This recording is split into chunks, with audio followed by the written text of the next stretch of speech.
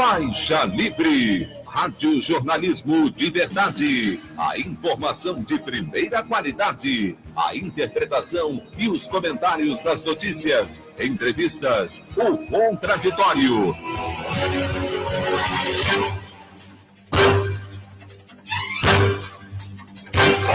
Tudo para aproximar você cada vez mais da realidade do Brasil e do mundo. Apresentação, Paulo Passarinho.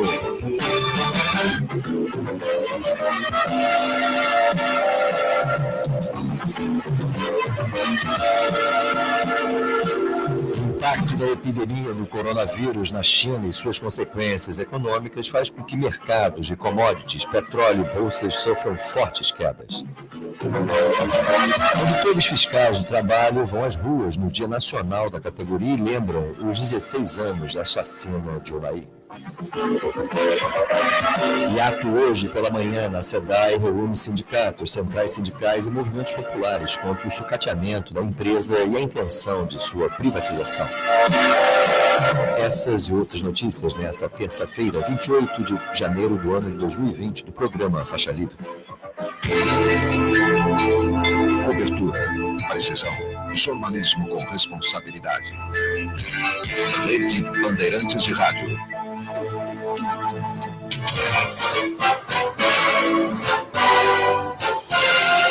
O comentário de Paulo Passarinho.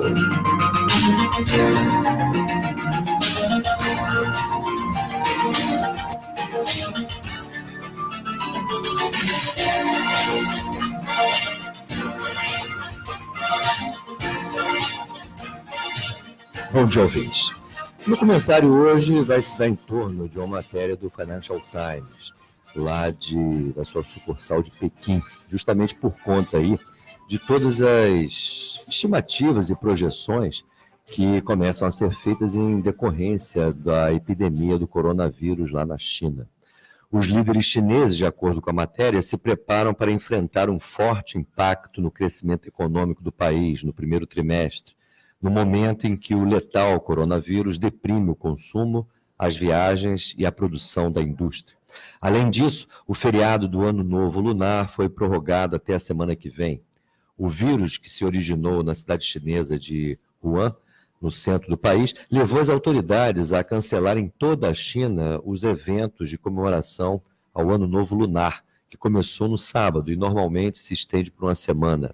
Até ontem, o coronavírus tinha matado ao menos 81 pessoas e contaminado mais de 2.900, o que levou as autoridades a impor um confinamento sem precedente a uma população de cerca de 50 milhões de pessoas em 17 cidades na região de Wuhan, na província de Hubei.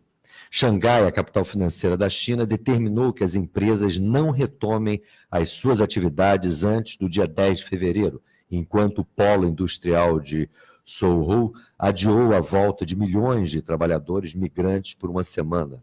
Suzhou é um dos maiores polos industriais, onde tem fábricas de empresas como a Foxconn, a terceirizada na produção do iPhone, a Johnson & Johnson e a Samsung. O que chama atenção para a preocupação das autoridades quanto às consequências econômicas do surto é o fato de o órgão regulador chinês do setor bancário e de seguros ter anunciado medidas destinadas a ajudar empresas afetadas pela crise.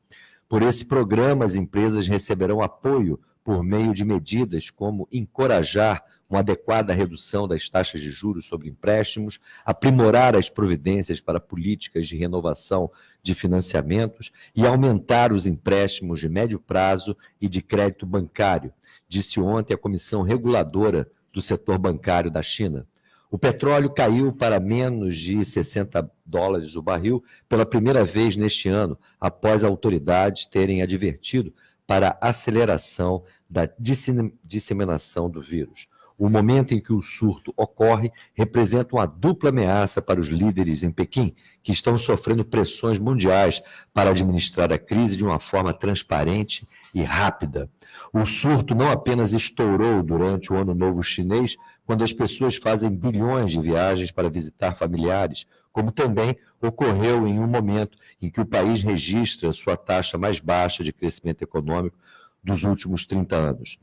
Bem, é dentro desse quadro que se deve compreender o processo que ontem afetou aí o preço de commodities, petróleo e bolsas pelos 4 cantos do mundo. Na verdade, existe no momento grandes incertezas sobre as consequências dessa epidemia e, principalmente, como que, especialmente, a economia chinesa, uma espécie de locomotiva atual da economia mundial, irá se comportar. As medidas que são tomadas pelo governo chinês são extremamente duras, severas e mostram claramente a gravidade do momento. É nesse contexto que a crise mundial se agrava.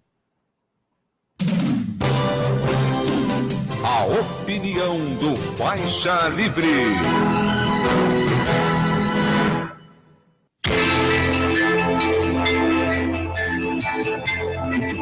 Se constrói com informação. Rede Bandeirantes de Rádio. Estamos apresentando Faixa Livre. Petróleo, eles estão de volta. No Brasil Colônia levaram nosso ouro e agora estão levando nosso petróleo e gás. Voltaram, não para pagar a conta ou pedir desculpas, mas porque agora querem o pré-sal.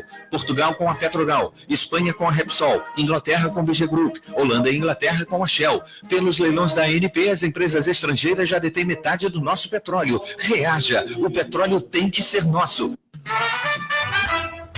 Você, ouvinte do programa Faixa Livre, pode ajudar a mantê-lo no ar. Faça a sua contribuição diretamente na conta do Banco do Brasil, agência 0183, dígito X, conta corrente número 142426, dígito 2.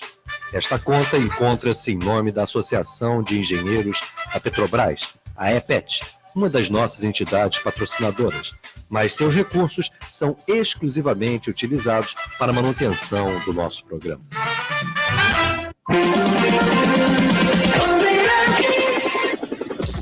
Trânsito. Agora, quem parte do centro, quando deixando a zona sul do Rio, já encontra retenções no acesso para o elevado Paulo de Fronten, direção ao túnel Rebouças. Lembrando que por baixo a Avenida Paulo de Fronten tem bloqueios devido a obras de saneamento. Você que ainda está na Avenida Brasil tem a opção da Via Expressa da Zona Portuária na sequência ao aterro do Flamengo. Observe já o trânsito mais lento no elevado 31 de março no acesso para o túnel Santa Bárbara rumo a Laranjeiras. Você do Rio de Janeiro quer mais segurança? Proteja a sua residência com alarme monitorado Verisure. Acesse www.verisure.com.br. Verisure, protegemos o que realmente importa. Felipe Macom para a Rádio Bandeirantes, 1360 AM. Rede Bandeirantes de Rádio. Voltamos a apresentar Faixa Livre. Estamos de volta, ouvintes, com o início da nossa edição dessa terça-feira, 28 de janeiro do ano de 2020, do programa Faixa Livre, que é uma produção da jornalista Celeste Sintra, auxiliada pela também jornalista Natália Moraes, e tendo no comando o áudio Francisco de Assis.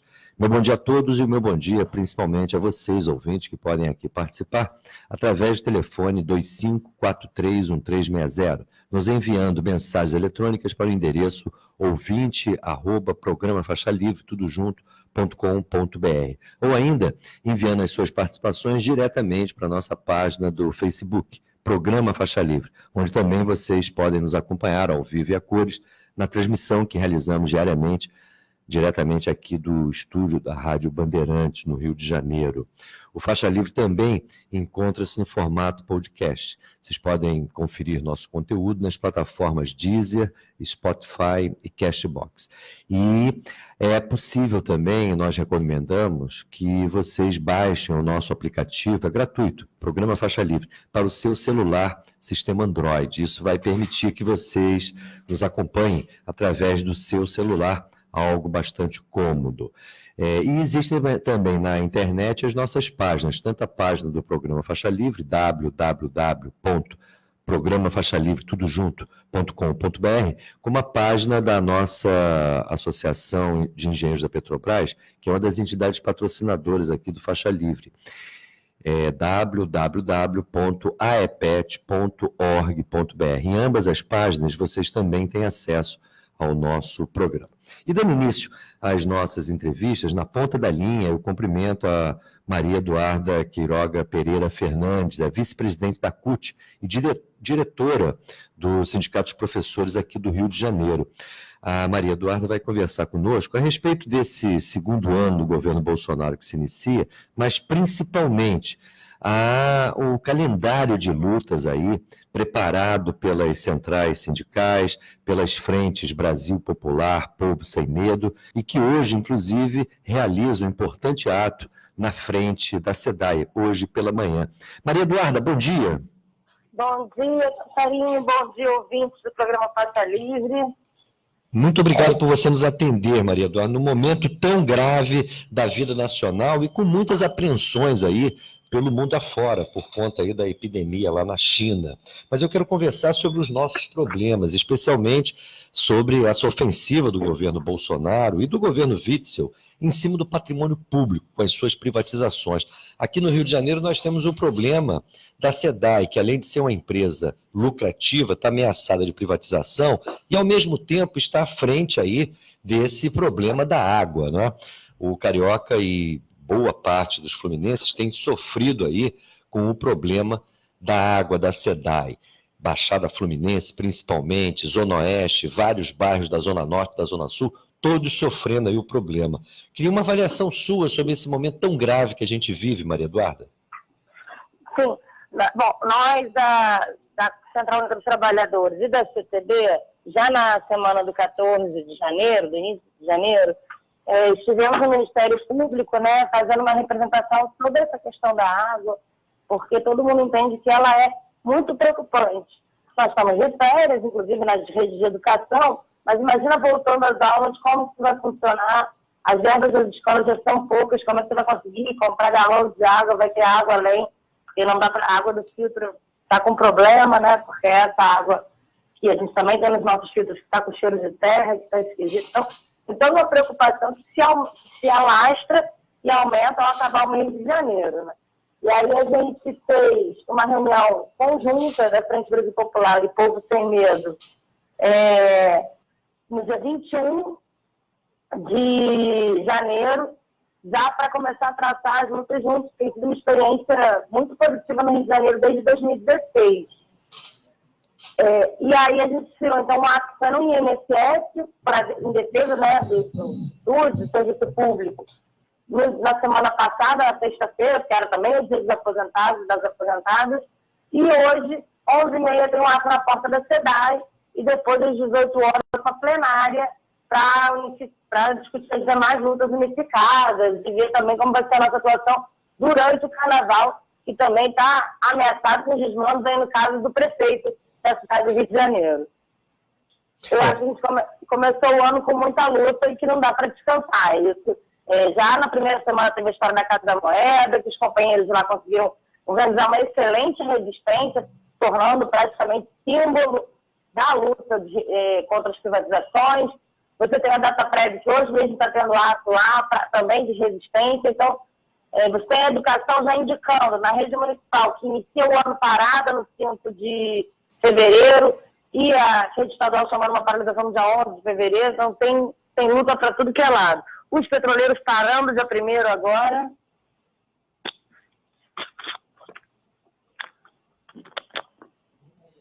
Maria Eduarda? Você me escuta?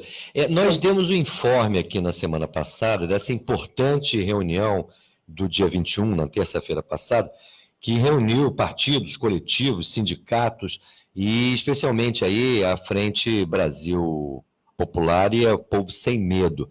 Essa é uma iniciativa extremamente importante, porque como você chamou a atenção, as lutas estão pipocando por todo lado, e é nesse sentido que é muito importante o apoio das centrais sindicais e dos partidos políticos, das frentes.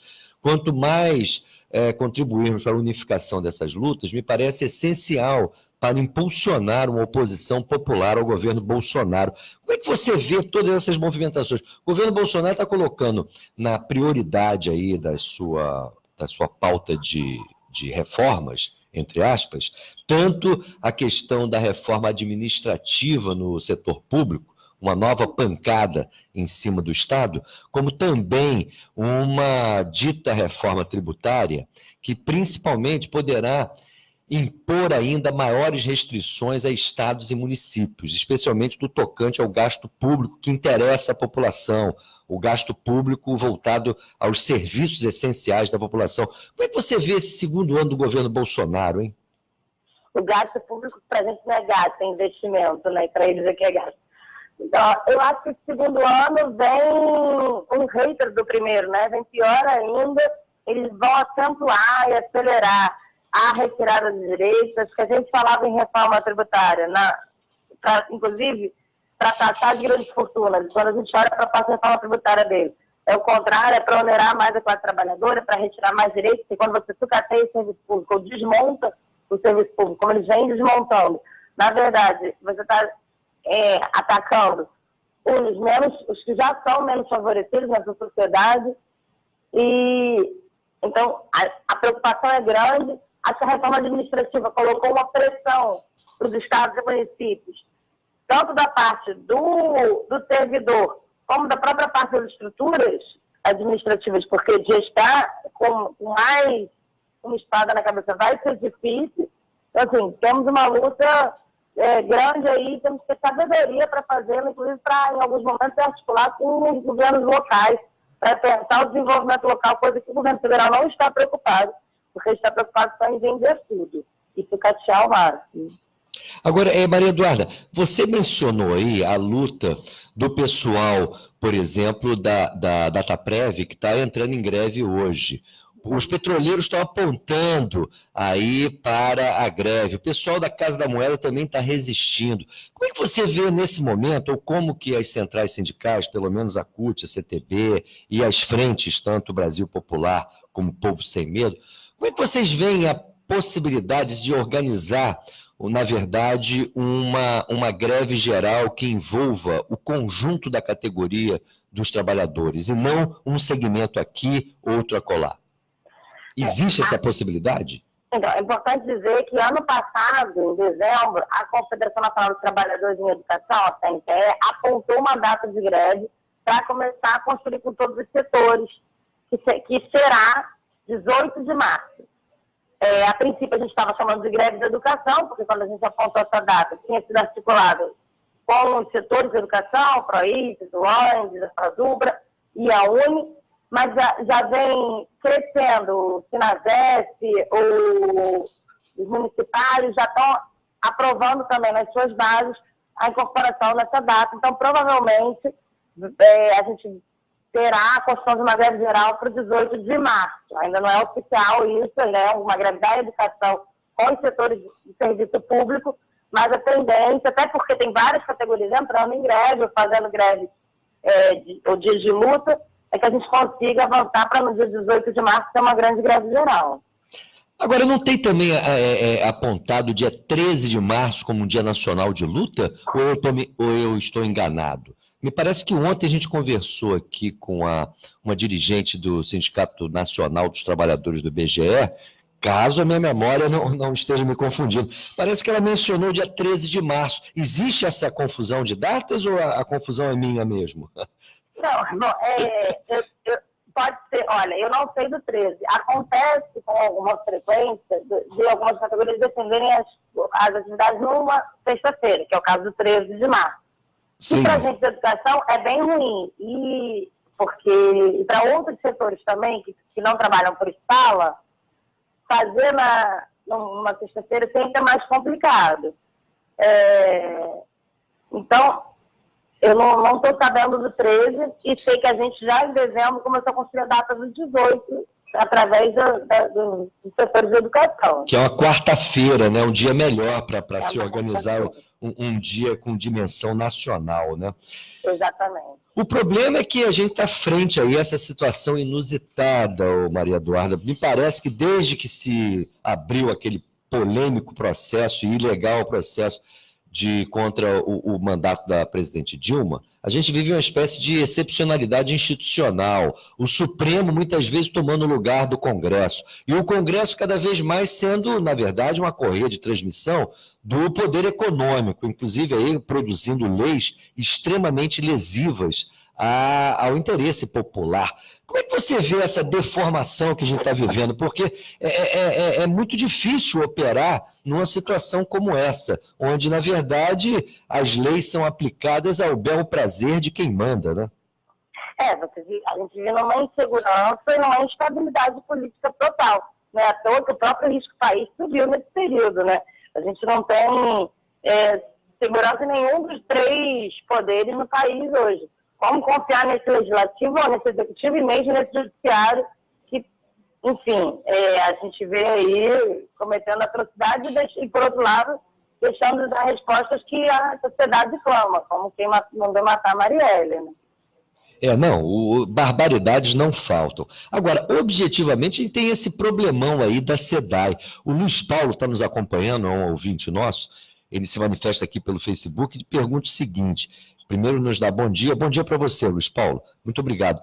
Ele pergunta o que poderá acontecer com o trabalhador da SEDAI que denunciou as más condições de trabalho. Aliás, o problema não é só de quem denunciou, o problema da população hoje em dia e de todos os trabalhadores da SEDAI. Já existem, inclusive, essas denúncias aí de contaminação no trabalho lá de colocação do tal do carvão. Como é que você vê essa situação da SEDAI, hein? Porque a questão de fundo, a intenção aí do governador é a privatização, né? Com certeza, a intenção é a privatização. Eles vêm tentando privatizar a SEDAI já há uns 2 anos ou 3, com mais intensidade, né? Porque já vem há mais tempo. E os trabalhadores da SEDAI resistindo de forma muito brava. E, assim, eu acho que enquanto você conseguir ter os trabalhadores organizados e se protegendo, de certa forma, atuando em conjunto, o trabalhador vai sofrer assédio, provavelmente, infelizmente, porque os patrões fazem isso, mas ele não vai estar, a instabilidade dele não vai ser total, até porque ele tem um sindicato, tem o jurídico para lutar por ele, ainda que a gente não consiga confiar no sistema, mas a gente consegue, pelo menos, lutar e protelar e estar do lado do trabalhador. O caso da Casa da Moeda esse ano, por exemplo, foi bem por aí, né? Um trabalhador puxou umas palmas do diretor que quis tomar a satisfação e os demais funcionários, para proteger o colega que puxou as palmas, simplesmente ocuparam o prédio administrativo da Casa da Moeda.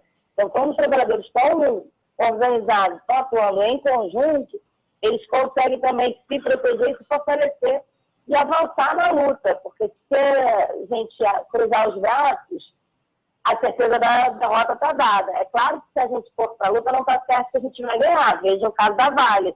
Mas como seria pior a gente não ter uma história para contar de que a gente lutou contra aquela privatização, que a gente teria deixado ela passar de forma despercebida, como infelizmente aconteceu com a BR Distribuidora, que passou ano passado silenciosamente. Acho que a nossa tarefa é estar na rua, é estar lutando, é estar fortalecendo o trabalhador de cada uma dessas empresas. Para isso servem as centrais sindicais, para também estar fortalecendo, juntando servidores de outras categorias para apoiar, para solidarizar, para ir junto para a rua, e fazer volume, né? E dizer que vai ter luta, vai ter resistência, e a gente,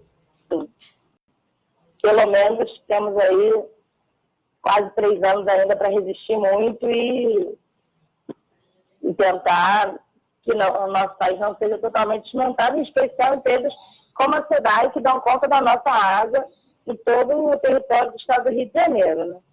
Agora, Maria Eduarda, o país vive uma crise sistêmica muito forte. Você acha que a esquerda e os movimentos populares poderão recuperar uma plataforma que aponte para a reversão das privatizações, o fim da macroeconomia dos bancos e da liberalização financeira, uma reforma tributária para valer, que vá para cima dos ricos e detentores de propriedade, a retomada de um programa de reforma agrária e de uma mudança no padrão agrícola do país que seja para valer? Eu te pergunto isso pelo seguinte: A esquerda esteve no poder durante 13 anos e abriu mão dessas bandeiras. Você acha que a gente tem condições de recuperá-las nesse momento? Eu acho que, na verdade, o que aconteceu nesses 3 anos foi que a gente esteve no executivo, mas a gente nunca esteve totalmente no poder, né? Porque a gente dependia de acordo no legislativo, que sempre deu uma freada e obrigou a recuar em alguns pontos. Acho que a gente tem que aprender com os nossos erros, entender, inclusive, que não basta ganhar o executivo, é importante a gente ter um salto na nossa participação no legislativo, que quem pode, em última medida, frear ou avançar certas dessas políticas. E acho que a gente tem, se a gente não acreditar que é possível fazer, mudar esse quadro, a gente vai entrando em depressão e vai morrendo, né? Porque a gente tem a perspectiva da luta. Então, assim, acho que é possível, acho que não vai ser fácil, acho que não vai ser correndo, mas a gente tem que viver esse processo com maturidade, entender, por exemplo, esse ano agora, é ano de eleições municipais.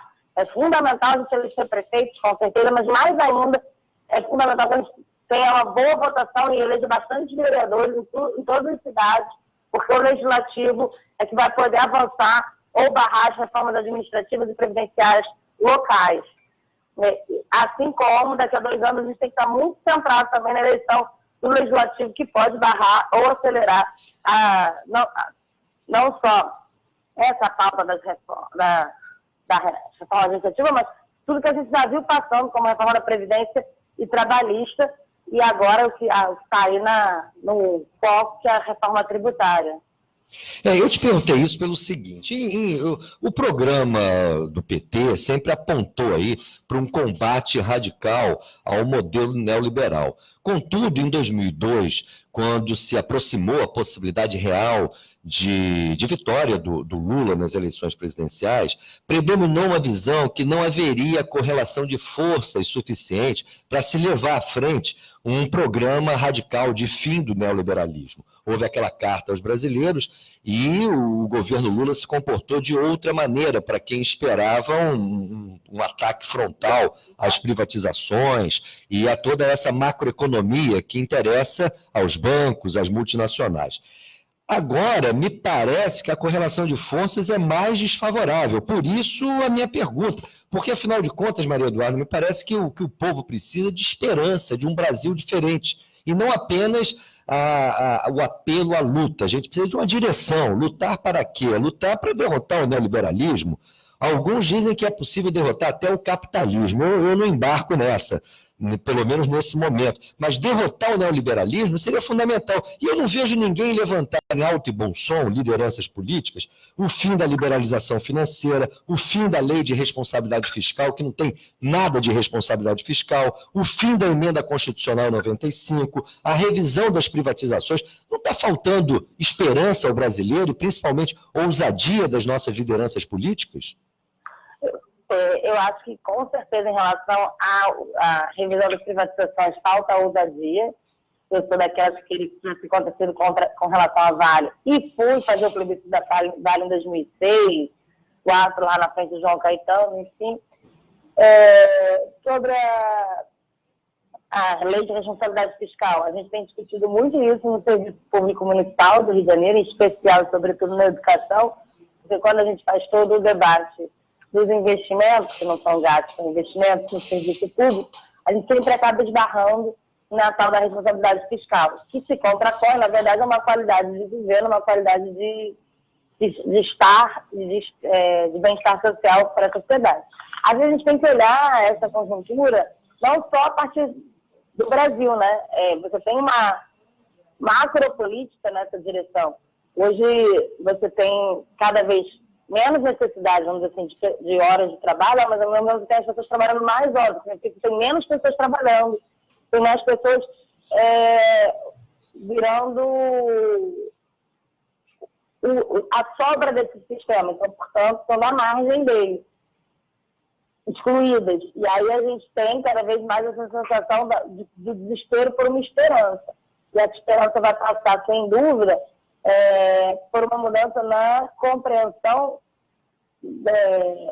na lógica do sistema, né? A gente tem que... Não é simplesmente combater o neoliberalismo, o individualismo que ele produz, mas é entender que ou a gente sai da lógica da mais-valia e entra numa lógica de cuidado da vida humana, de cuidado dos bens comuns, ou a gente não tem muito como construir uma esperança dentro desse sistema. Esse sistema, ele destrói as vidas e as relações. Eu gostaria de ver as nossas lideranças políticas maiores falando dos problemas objetivos aí do neoliberalismo no país, e eu tenho visto aí uma ausência nisso. Fala-se muito aí tanto das eleições municipais como das eleições presidenciais de 2022, mas a coisa é muito voltada para as tais alianças. A questão programática não fica claro. Isso é um motivo aqui de preocupação de todos nós. Afinal de contas, o Brasil precisa, na verdade, de um novo projeto, que não é esse da extrema-direita e nem dos setores aí de centro que apoiam a pauta do liberalismo selvagem, né? É esse o inimigo principal que me parece, Maria Eduarda, a gente tem. E o movimento sindical não pode ficar, evidentemente, isolado disso. Se os partidos políticos não se juntarem aí nessa crítica sistêmica, nós estamos perdidos, né? Não, com certeza, não dá para construir movimentos isolados. Então, a iniciativa das frentes, que vem se consolidando há 5 anos, vem nessa direção para a gente atuar conjuntamente, não isolado, entendendo que as lutas são comuns e que a gente só vai ter reforma urbana, reforma agrária que nos represente se a gente tiver também uma legislação trabalhista que nos represente, a gente tiver também um governo que não que vá na linha do bem-estar social dos anos do século passado, mas que vá numa linha progressista rumo à redistribuição de renda, de fato, rumo a construir, porque não um outro sistema que olhe pela vida e não pela mais-valia, né, e não pelo lucro. Hoje você mencionou que haverá uma nova reunião de articulação aí desses diversos setores que já se reuniram na terça-feira passada, não é isso? A ideia é fazer uma avaliação e apontar novos eventos aí no futuro próximo? Isso, a ideia é construir um calendário unificado de luta. Na semana passada, o que se apontou foi a atividade do INSS nos Dia dos Aposentados, e hoje as atividades da SEDAI. A ideia é que, além dessas duas pautas que permanecem, se incorpore na luta da educação, que está sinalizada já para fevereiro e para março, se incorpore nas demais lutas que estão aparecendo, na própria luta pela cultura popular, que é o carnaval, que no Rio de Janeiro a gente vai ter que ser uma festa com muita luta, né? A diferença no dia 21, a reunião, né, da semana passada, ela foi uma reunião das operativas das frentes, que a gente chama, né? Então, de quem está na direção das duas frentes. E a ideia, nessa reunião agora, além dela ser mais ampla, está sendo chamada pela Frente Brasil Popular e Povo Sem Medo, mas também pela CUT, CPB e CSP com lutas, que é uma plenária. Então, quem quiser chegar, às 18 horas, no auditório da Central Única dos Trabalhadores, ali na Presidente Vargas, 502, 15º andar. Perfeito, Maria Eduarda. Muito obrigado pela tua entrevista, muito obrigado aí pelas informações, e a reunião está aberta, portanto, a reunião de hoje, né, lá na Presidente Vargas, número 502, 15º andar, no auditório da CUT, não é isso? Exatamente. Contamos com todos para construir mais essa luta, mais esse desafio. Maria Eduarda, um forte abraço para você, muito obrigado, um bom dia e uma boa reunião logo mais. Obrigada, bom dia e boa luta para todos nós. Conversamos aqui com Maria Eduarda Quiroga Pereira Fernandes. Ela é vice-presidente da Central Única dos Trabalhadores aqui do Rio de Janeiro e diretora também do Sindicato dos Professores, também aqui do Rio. Aliás, o Simpra é uma das nossas entidades patrocinadoras também aqui do programa Faixa Livre. Por falar nisso, faço aqui a propaganda do nosso programa, do ponto de vista financeiro. O Faixa Livre é mantido já há 25 anos por um conjunto de entidades sindicais, associativas, conselhos profissionais, mas também por você, ouvinte. Nós recebemos a contribuição financeira voluntária de vocês lá na agência do Banco do Brasil, número 0183, repetindo, agência 0183, dígito X. O número da conta corrente é 142-426, dígito 2. Então, a conta corrente é 142426, dígito 2. Essa conta encontra-se em nome da Associação de Engenheiros da Petrobras, uma das nossas entidades patrocinadoras também. Só que os seus recursos são utilizados exclusivamente na manutenção, no pagamento das despesas para a realização, para o nosso programa Faixa Livre. Então, a sua contribuição, qualquer que seja ela, é extremamente importante, tem sido vital para todos nós aqui já há mais de 5 anos. Os ouvintes sempre participaram desse mutirão financeiro, mas nos últimos 5 anos a contribuição de vocês tem aumentado e tem sido essencial para a manutenção desse projeto de rádio, ou de um programa de rádio que se constitui, na verdade, uma trincheira de luta contra o neoliberalismo no país. Foi essa a motivação que levou, há 25 anos atrás, a professora Zuleide Faria de Mello, ex-presidente do PCB, a sugerir essa proposta para, na época, a diretoria da Associação de Engenheiros da Petrobras. E juntos, tanto a professora Zuleide como a diretoria da EPET encontraram um apoio junto aos jornalistas Ricardo Bueno e Álvaro Queiroz e deram corpo aqui ao programa Faixa Livre. Essa é a nossa história aí, pelo menos original. Bem, vamos agora a um breve intervalo, voltaremos em seguida. Bandeirantes 1360. Estamos apresentando Faixa Livre. Por um Brasil mais forte, justo e transparente. A sociedade não aceita mais uma administração pública ineficiente em que a corrupção e a ilegalidade fazem parte do dia a dia dos jornais. O Brasil precisa de moralidade e profissionalismo, de servidores públicos éticos e competentes. Precisamos acabar com o clientelismo e a terceirização nos órgãos públicos. Não é justo que o Brasil seja administrado por alguém que não foi eleito e nem fez concurso público. Quem passa num concurso público tem legitimidade e competência para ocupar esse espaço e ajudar a construir um Brasil melhor. São esses brasileiros os responsáveis pela defesa do interesse nacional, fiscalizando os agentes públicos e privados, elaborando políticas públicas e controlando o cumprimento da lei. Não podemos permitir o desmonte das carreiras de Estado em favor de interesses político-partidários. Valorizar o servidor concursado efetivo é preservar as liberdades democráticas e os direitos do cidadão. Movimento Nacional em Defesa do Estado Brasileiro. Ouça, acompanhe e participe do programa Faixa Livre.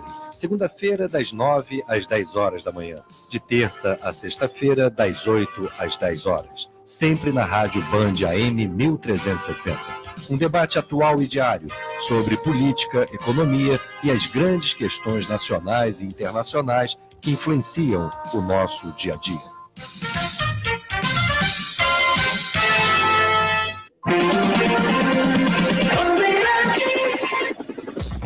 Trânsito. O trânsito ainda é bastante complicado na Avenida Brasil para quem segue em direção ao centro da cidade. Já desde Parada de Lucas o congestionamento é grande. Teve um atropelamento na altura do Parque União, no Complexo da Maré, pela pista central da via. Para evitar o trânsito na Avenida Brasil, quem está em Irajá pode fazer uso da Avenida Pastor Martin Luther King Jr. Você que está vindo da Penha, seguir pela Rua Leopoldina Rego em direção à Praça das Nações. Evite a Rua Uranos devido à retenção na altura de Olaria. Observo melhores condições pela linha vermelha, pelo menos na altura da Infraero, há um ganho de tempo. Antes, na altura do acesso da BR-040, um trecho de retenção. Na bagagem, você doa uma mochila e ganha 10% de desconto na compra de uma nova. Todas as doações irão para o Mundo Caslu. Volta às aulas, nota 10. Só na bagagem. Aproveite. Felipe Macom para a Rádio Bandeirantes, 1360 AM. Rede Bandeirantes de Rádio. Voltamos a apresentar Faixa Livre. Estamos de volta, ouvintes, com o nosso programa Faixa Livre. O Camilo Mendes, lá da Cidade Nova, se manifesta aqui, diz: Passarinho, a Bolsa de São Paulo poderá cair devido à péssima situação econômica que se encontra, e não por conta do coronavírus. Camilo, mais ou menos, porque, veja bem, a economia brasileira, ela está claudicante desde 2015. 2015 e 2016 foram anos de forte recessão. 2017, 18 e 19 foram anos, podemos dizer, de estagnação. Aliás, nunca tivemos um período tão longo como esse recente, 2 anos de uma recessão fortíssima, foi a mais forte que nós já tivemos na nossa história econômica, seguido de 3 anos onde não há recuperação. Isso aí é uma situação inédita. E o que aconteceu com a Bolsa? Desde 2016, veja bem, desde 2016, em plena recessão, a Bolsa tem apresentado aí resultados extraordinários. Na verdade, muita gente olha para a Bolsa, pensa que a Bolsa é um reflexo da economia produtiva. Não é. A Bolsa nada mais é do que um reflexo das pressões de compra e venda. Se tem muita gente querendo comprar, a Bolsa sobe. Se tem muita gente querendo vender, a Bolsa cai. Agora, por exemplo, ontem teve uma queda 3,29%, a queda do Ibovespa, por exemplo, acompanhou aí quedas generalizadas, né, pelo mundo afora. O índice composto das bolsas europeias caiu 2,3%. Nos Estados Unidos houve queda nos 3 principais índices de bolsas. Isso foi acompanhado também de decisões de montadoras lá da China que vão paralisar sua produção ou vão diminuí-la drasticamente. O problema é que foi generalizado. O que acontece? Aqui no Brasil, houve muitos ganhos nos últimos tempos. E aproveita-se aí essa onda, essas especulações com relação às perspectivas negativas do comportamento da economia mundial, e a turma realiza lucro. Então, ontem houve uma pressão de venda maior do que a pressão de compra. Mas nada indica que não se possa, aí, a partir, inclusive, da queda nos preços, ter mais gente querendo comprar, aproveitando aí a queda na cotação, mais gente querendo entrar. Com isso eu quero dizer o seguinte: o movimento de compra e venda dentro da Bolsa de Valores, especialmente aqui no Brasil, porque nesse período a gente está convivendo aí com uma situação também inédita no país nos últimos 20, 25 anos. São taxas de juros muito baixas, taxas reais de juros muito baixas. Essa é uma situação muito inédita nessa nossa história, que não é tão recente. Aí são quase 3 décadas de juros altíssimos no Brasil. E isso levou a uma massa de recursos concentrados aí em títulos públicos ou em aplicações de renda fixa lastreadas também em títulos públicos, que faz com que já desde o segundo semestre do ano passado, muita gente que tinha recursos, e não é só muita gente, pessoa física, são fundos muitas vezes institucionais, empresas que tinham recursos aplicados aí em renda fixa e que vão migrando para a Bolsa de Valores, por exemplo. Isso faz com que as cotações subam, porque se eles estão migrando, a pressão de compra aumenta. Então, é necessário observar com muito cuidado, especialmente essas cotações de bolsa. Obedecem muito mais a uma lógica especulativa de busca de rendimentos no curto prazo ou no médio prazo do que qualquer vínculo com a economia real. Se houvesse vínculo com a economia real, a Bolsa, desde 2016, estaria caindo. E a Bolsa, desde 2016, tem dado resultados positivos. Bolsa de São Paulo, né? Bem, agora na ponta da linha, nós vamos conversar com a Rosângela Hassi. Ela é diretora de política de classe do SINAIT, o Sindicato Nacional dos Auditores Fiscais do Trabalho. E hoje é dia dos auditores fiscais. Rosângela Hassi, bom dia.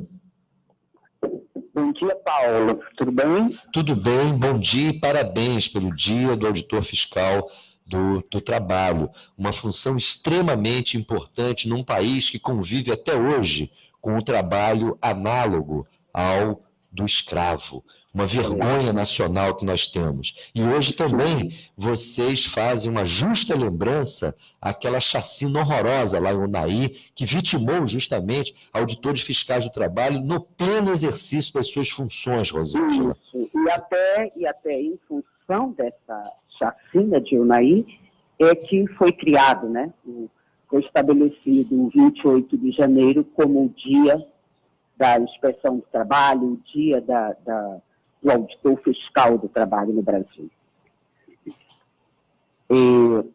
Nós estamos hoje aqui, estamos em Brasília, Paulo, exatamente, daqui a pouco vamos iniciar, pelo 16º ano consecutivo, uma grande manifestação em frente ao Tribunal Regional Federal da Primeira Região, gritando, mais uma vez, pela necessidade de julgamento dos mandantes da chacina de Unai, né? Este ano, a nossa palavra de ordem é justiça que tarda, falha. E se a gente lembrar que esse movimento dos auditores fiscais do trabalho, desde de 2004, quando aconteceu a chacina, nós iniciamos com justiça já, justiça ainda que tardia, basta de impunidade, julgamento já, e agora chegamos ao justiça que tarda, falha. Porque é esse o sentimento da Auditoria Fiscal do Trabalho, dos auditores fiscais do trabalho no nosso país, em relação ao tratamento que vem sendo dado para a auditoria e, nesse caso específico, da chacina de Unai.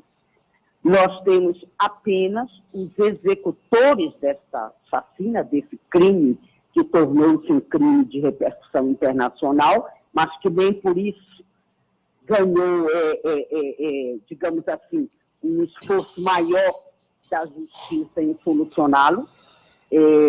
Nós estamos buscando levar para a cadeia, aprisionar realmente os verdadeiros mandantes destes crimes.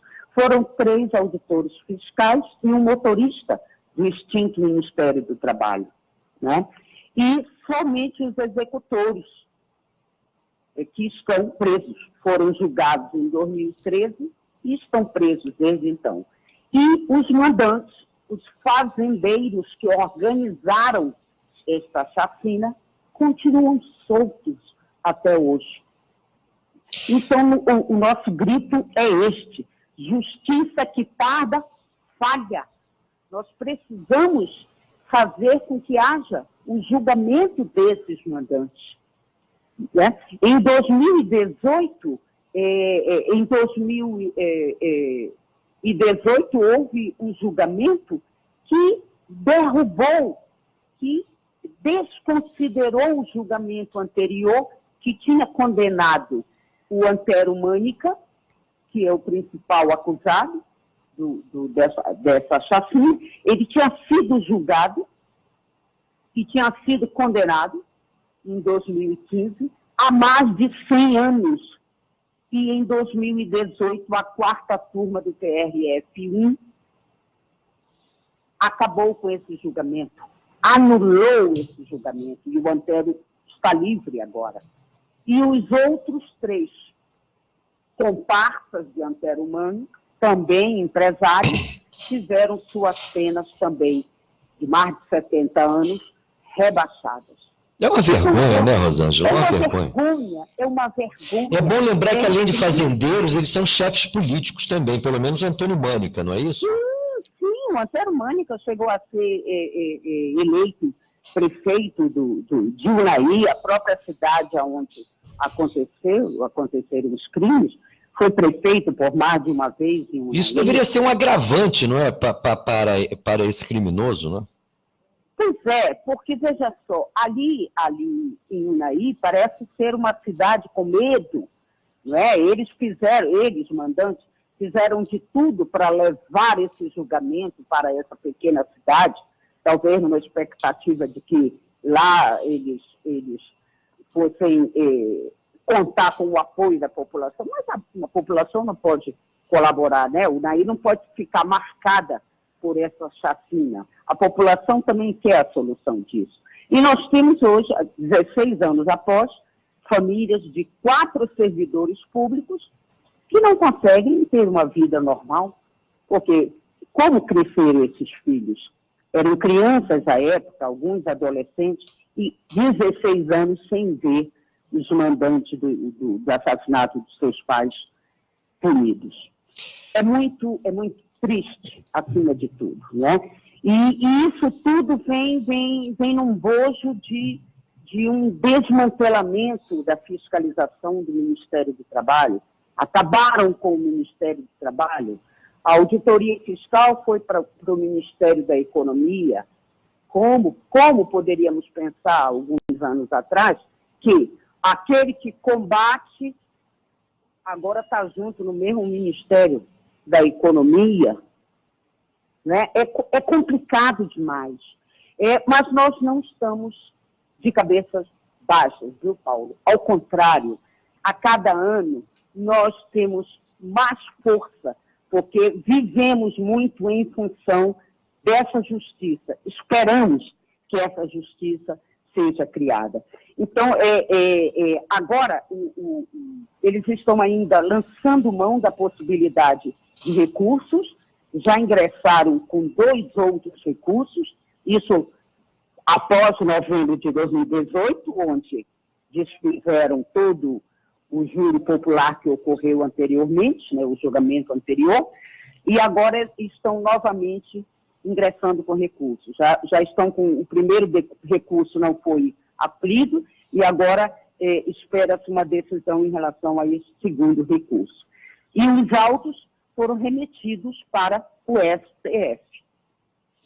Então, essa situação aí da nossa justiça, com J maiúsculo, é bastante problemática também. Eu tenho dito aqui, Rosângela, que a gente vive uma espécie de excepcionalidade institucional desde que o processo de impedimento da presidente Dilma foi levado à frente. Independentemente aí do julgamento que podemos fazer em relação ao seu governo, aquele processo foi eivado de irregularidades e abençoado pelo Supremo, inclusive com aquela decisão muito estranha depois que a Dilma foi impedida, a decisão muito estranha de mantê-la com os seus direitos políticos intactos, né? Ela, inclusive, ser candidata em 2018. Ou seja, é uma espécie de vale-tudo, né? Onde a justiça passa a arbitrar conforme seus interesses imediatos. Não dá para entender uma coisa dessa. E no pano de fundo da nossa questão, o que mais nos preocupa, além da injustiça, e especialmente em relação aí à não punição dos mandantes, é essa questão do trabalho análogo à escravidão, que continua sendo uma chaga e crescendo no Brasil. A Celeste me disse que houve um crescimento, veja bem, de quase 50% desse tipo de irregularidade no estado de São Paulo, Rosângela. Você confirma isso? Porque São Paulo dizem, né, que é o estado mais desenvolvido do Brasil. Se isso ocorre em São Paulo, imagina nos rincões do Brasil. Porque veja só, a impunidade leva a isso, não é, Paulo? Lógico. E hoje em dia a gente tem até um incentivo à impunidade, né? E o que se vê ali em São Paulo e em muitas outras capitais do país são novas formas, novas modalidades do trabalho escravo. É o chamado trabalho escravo contemporâneo, né? Agora, se essas novas formas começam a surgir e estão se disseminando, o que é esperado, ou o que o Estado deveria fazer? Organizar maiores frentes de combate a esse estado de coisa. Mas é o contrário que está se vendo, né? Hoje em dia, um número reduzidíssimo de auditores fiscais do trabalho para cobrir todo esse país. Nós estamos com cerca de 2.300 auditores fiscais do trabalho para todo o país, né? Não dá. Já tivemos, quando tínhamos uma secretaria de inspeção do trabalho com um orçamento específico, chegamos a ter 9 grupos nacionais de combate ao trabalho escravo, chamados grupos móveis. Hoje estamos com apenas 4 grupos de auditores cuidando dessas denúncias que não param de chegar. Então, é preciso fortalecer a auditoria fiscal do trabalho, falar de melhoria da economia, e você viu, a população, a sociedade toda recebeu a notícia oficial de que melhorou, né, diminuiu, aumentou o trabalho com carteira assinada. Vamos analisar. Que trabalho é esse com carteira assinada? É um trabalho sobre bases degradantes. É uma consequência da reforma trabalhista de 2017. Um percentual muito alto é do chamado trabalho intermitente, não é, Rosângela? Exatamente, que foi um dos panos de fundo da reforma de 2017, não é? Então, os trabalhadores que estão conseguindo um emprego e, oxalá, uma carteira assinada, estão trabalhando em condições muito precárias. E aí a gente volta a gritar. É preciso mais fiscalização nesse país. É preciso fiscalizar as relações de trabalho. É preciso dar dignidade para a mão de obra brasileira. E isso nós não estamos vendo. Rosângela. A reforma, assim, só fechando aqui o pensamento, Paulo, se você permite. Pois não. Vem a reforma previdenciária e um número elevado de servidores públicos se vê quase que obrigado a pedir a aposentadoria, porque fica sem saber em que condição de trabalho vão ter. Já falando de servidores públicos, que é o que somos. Então, reforma trabalhista, reforma previdenciária, e cadê o olhar para o cidadão? Cadê o olhar para aquele empregado da ponta? Não está vendo. Rosângela, essa degradação, na verdade, que a gente tem assistido do mundo do trabalho, vem de longe, né? Nos anos 90, nós já tivemos a dita reestruturação produtiva, que aqui no Brasil ainda foi acompanhado pelas mudanças constitucionais, macroeconômicas, administrativas e patrimoniais que foram levadas à frente pelo governo de Fernando Henrique Cardoso. O PT era uma oposição aberta a esse modelo neoliberal.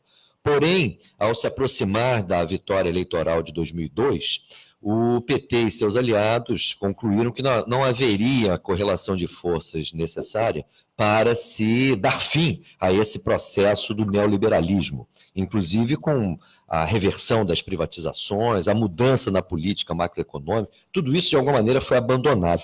Você acredita que nesse momento haja condições de se recuperar uma plataforma claramente anti-neoliberal, que implicaria o fim da liberalização financeira e essa macroeconomia que só interessa a bancos e multinacionais, o fim da lei de responsabilidade fiscal, que não tem nada de responsabilidade fiscal, muito pelo contrário, o fim da emenda constitucional 95, a revisão das privatizações, a revogação das mudanças recém-aprovadas, tanto na legislação trabalhista como na previdenciária. Você acha que haveria condições de uma plataforma mínima dessa natureza? Sim, muito sempre há, desde que se organize, desde que a sociedade, desde que os trabalhadores se mantenham organizados, sempre é possível lutar. E é isso que se precisa fazer, né? O SINAIT nunca deixou de buscar, de convidar, de se manter junto a instituições, quer seja sindicatos, federações, confederações de trabalhadores, para que se trabalhem juntos e enfrentem essas situações. É preciso continuar. A gente fica lembrando momentos de anos anteriores, quando se havia toda uma estrutura para uma negociação coletiva, né? e que o Ministério do Trabalho estava à frente, através do seu corpo de auditores fiscais, em promover a negociação, em promover a conversa entre patrões e empregados. Isso não existe mais.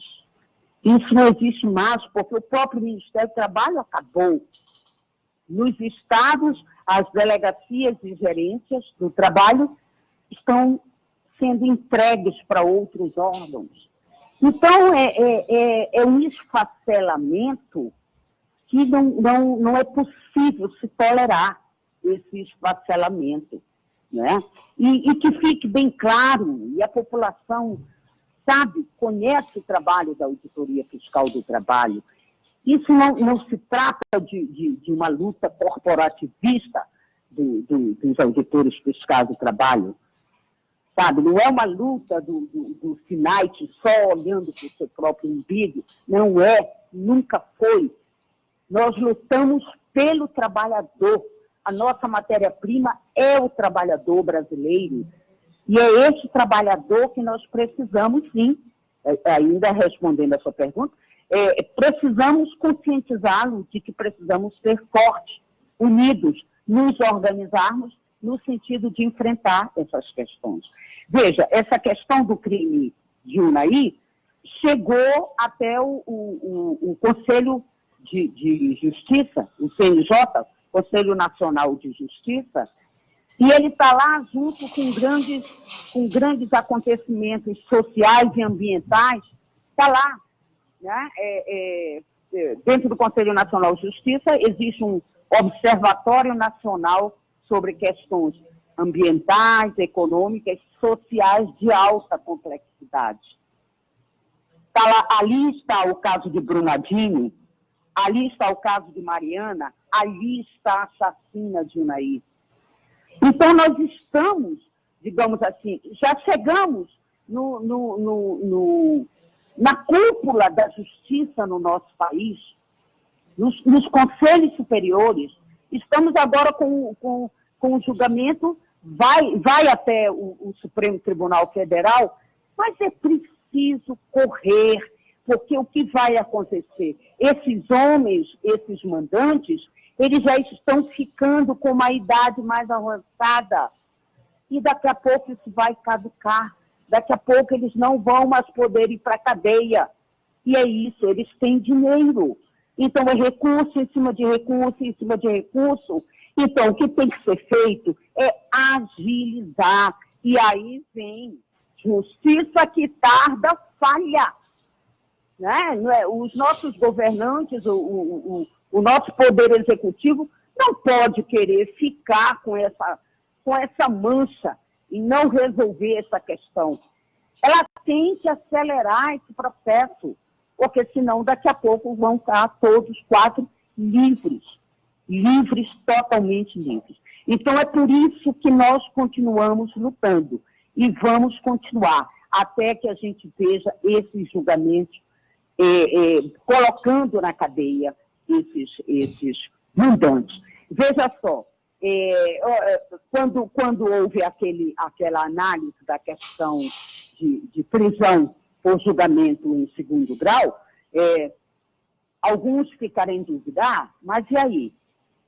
Eles ainda não foram julgados em definitivo, os mandantes de Unai. Eles poderão ir para a cadeia?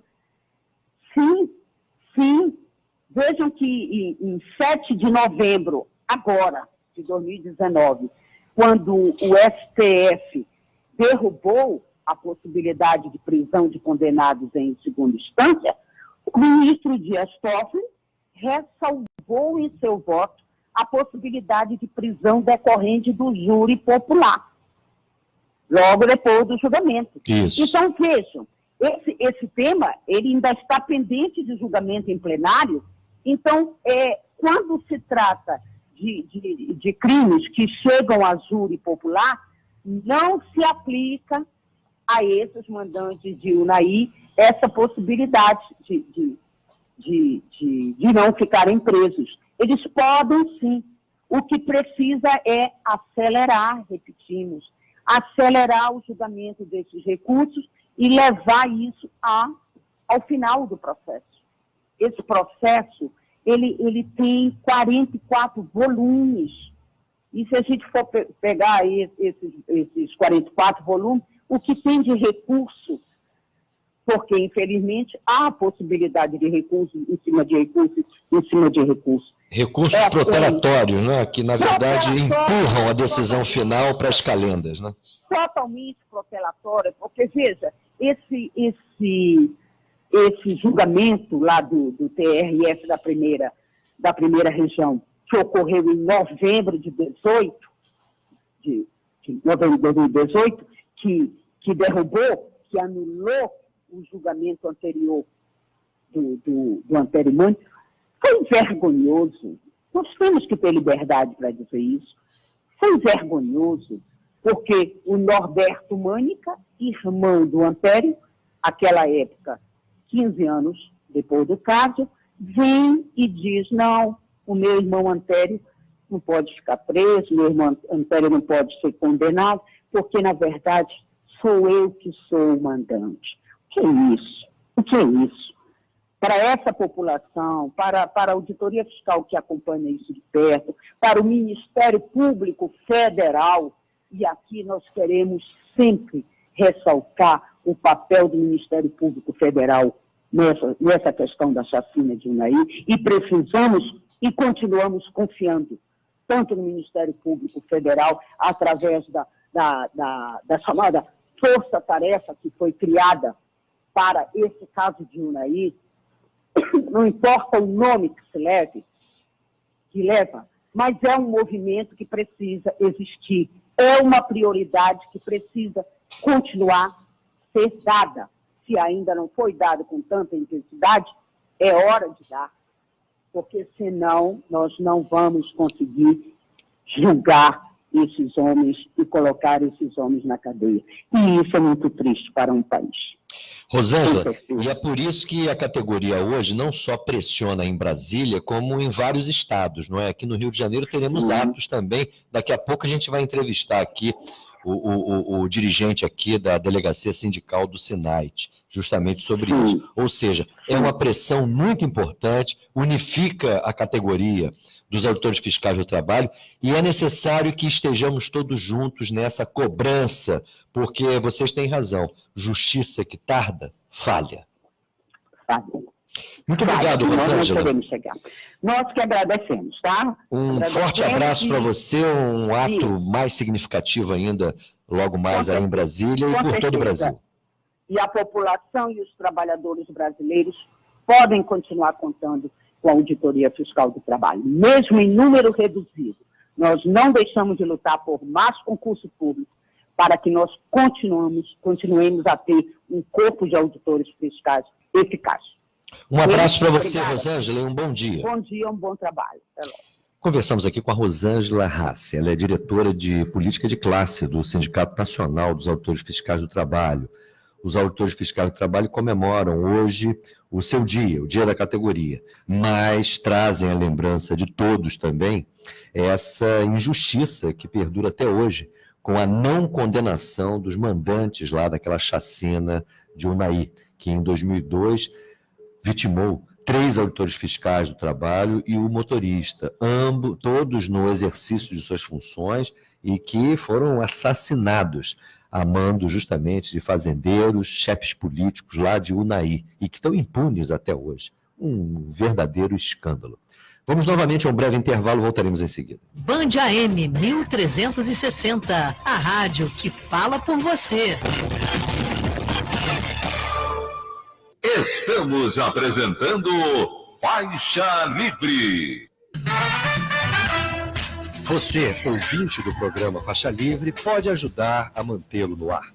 Faça a sua contribuição diretamente na conta do Banco do Brasil, agência 0183, dígito X, conta corrente número 142426, dígito 2. Esta conta encontra-se em nome da Associação de Engenheiros da Petrobras, a EPET, uma das nossas entidades patrocinadoras, mas seus recursos são exclusivamente utilizados para a manutenção do nosso programa. Petróleo, eles estão de volta. No Brasil Colônia levaram nosso ouro e agora estão levando nosso petróleo e gás. Voltaram, não para pagar a conta ou pedir desculpas, mas porque agora querem o pré-sal. Portugal com a Petrogal, Espanha com a Repsol, Inglaterra com a BG Group, Holanda e Inglaterra com a Shell. Pelos leilões da ANP, as empresas estrangeiras já detêm metade do nosso petróleo. Reaja, o petróleo tem que ser nosso. Trânsito. Ouvinte da Band que vem de São Gonçalo e Itaboraí, pela rodovia Niterói-Manilha, mais à frente, na Avenida do Contorno, já há congestionamento bem próximo ao acesso à Ponte Rio-Niterói. Vindo por via mais interna, Rua General Castriotto, passando pelo Barreto, Rua Benjamin Constant na sequência, são melhores as condições. Quem sai de Itaboraí para a RJ 104 vai perder tempo na altura de Jardim Catarina. Mais à frente, depois da descida da Caixa d'Água, a movimentação já é mais intensa na Alameda, com destino à ponte. Agora, Team Live Ultra Fibra. Nas férias, a diversão em casa está garantida. Acesse teamlive.team.com.br ou ligue para 0800 8804141 e assine Felipe Macon para a Rádio Bandeirantes 1360 AM.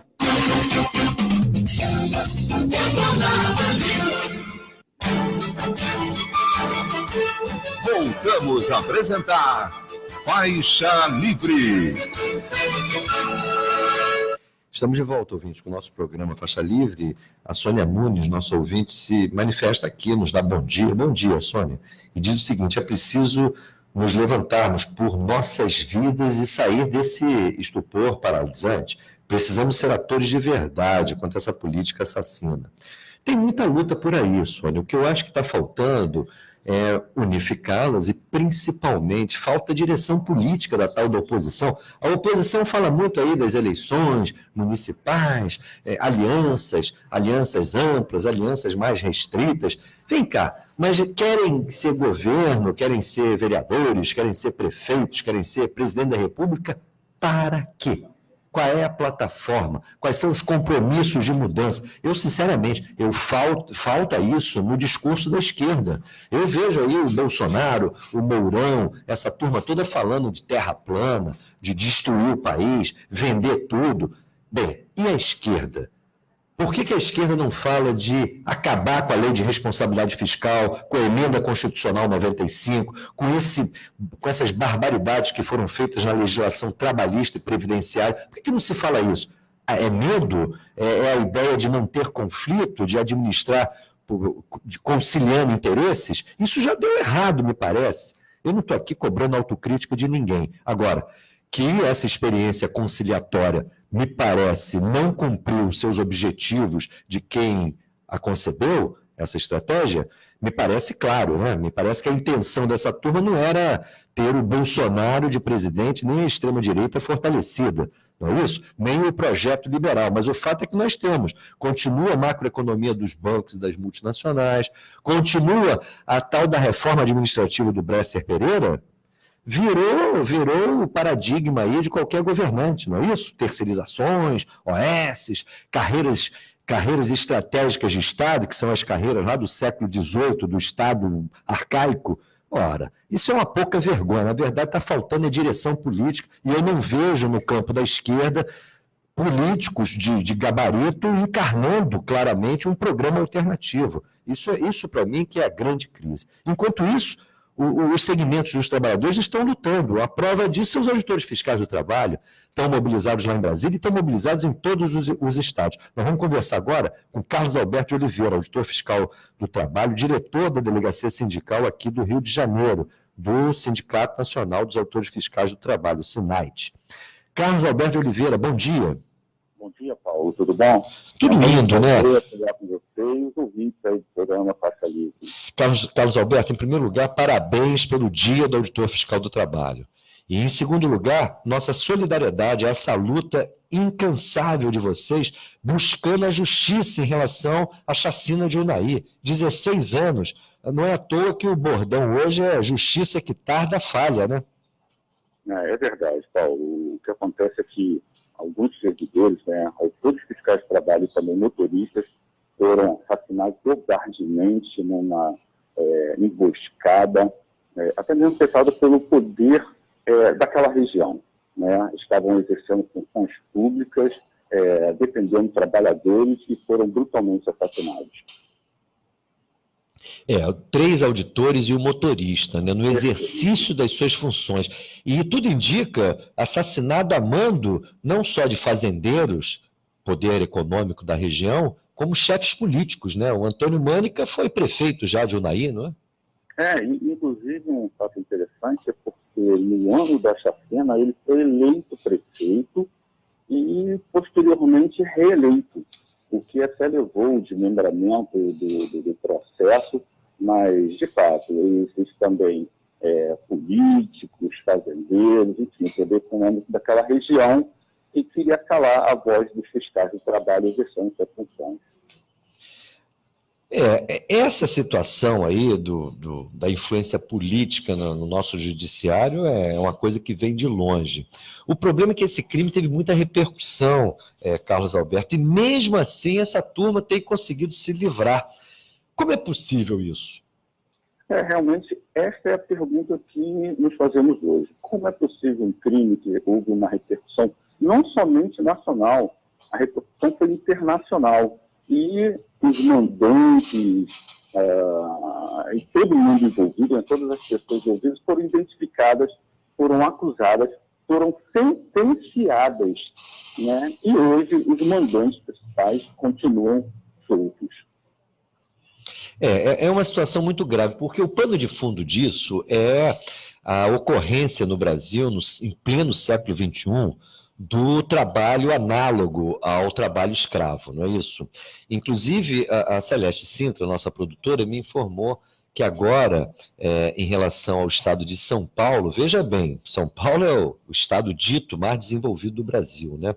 Teria havido aí, no ano de 2019, um crescimento desses casos de trabalho análogo à escravidão, um crescimento de 50% somente em São Paulo. Qual é a situação aqui no Rio de Janeiro, Carlos Alberto? Você tem dados a respeito disso?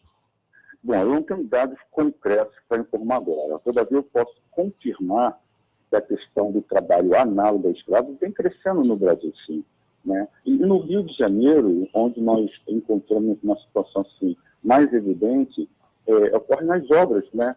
Na indústria da construção civil.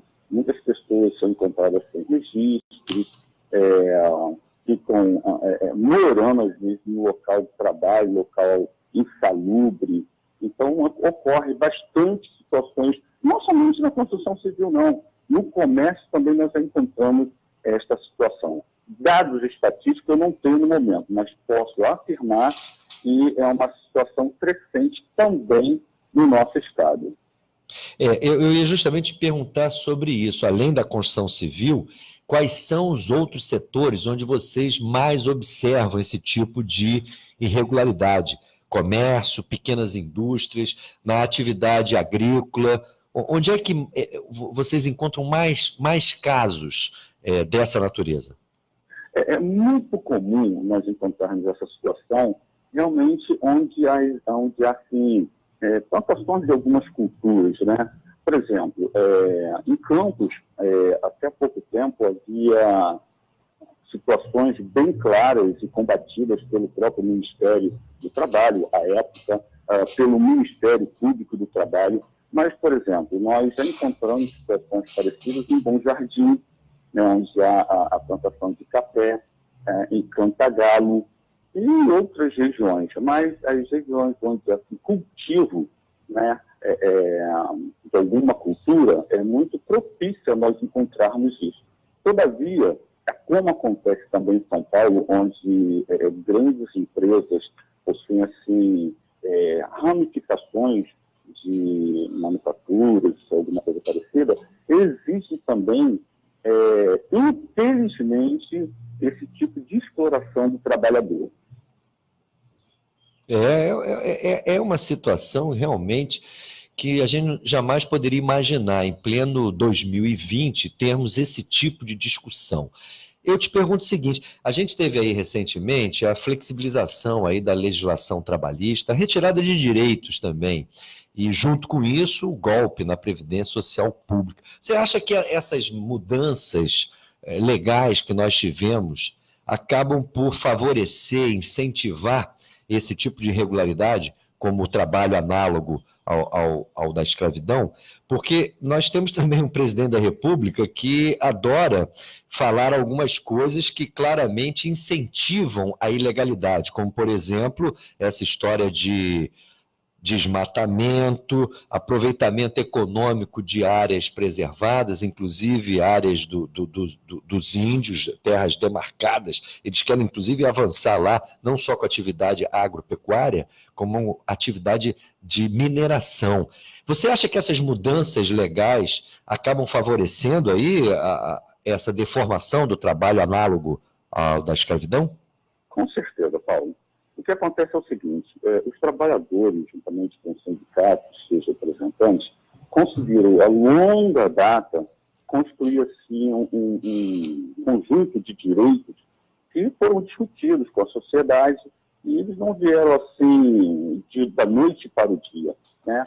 Houve muita discussão, muito sangue derramado, muita lágrima, e de repente nós verificamos nos últimos governos, salientando o governo atual, que as mudanças não possuem participação da sociedade como um todo. Os envolvidos não foram convidados a discutirem o assunto. Então, elas estão acontecendo à revelia da sociedade. E, com certeza, essas mudanças, elas aumentam a questão do trabalho análogo ao do escravo. Só para você ter uma ideia, nós hoje somos um quadro bem reduzido de auditores fiscais do trabalho. Então, nós não conseguimos abranger toda uma área.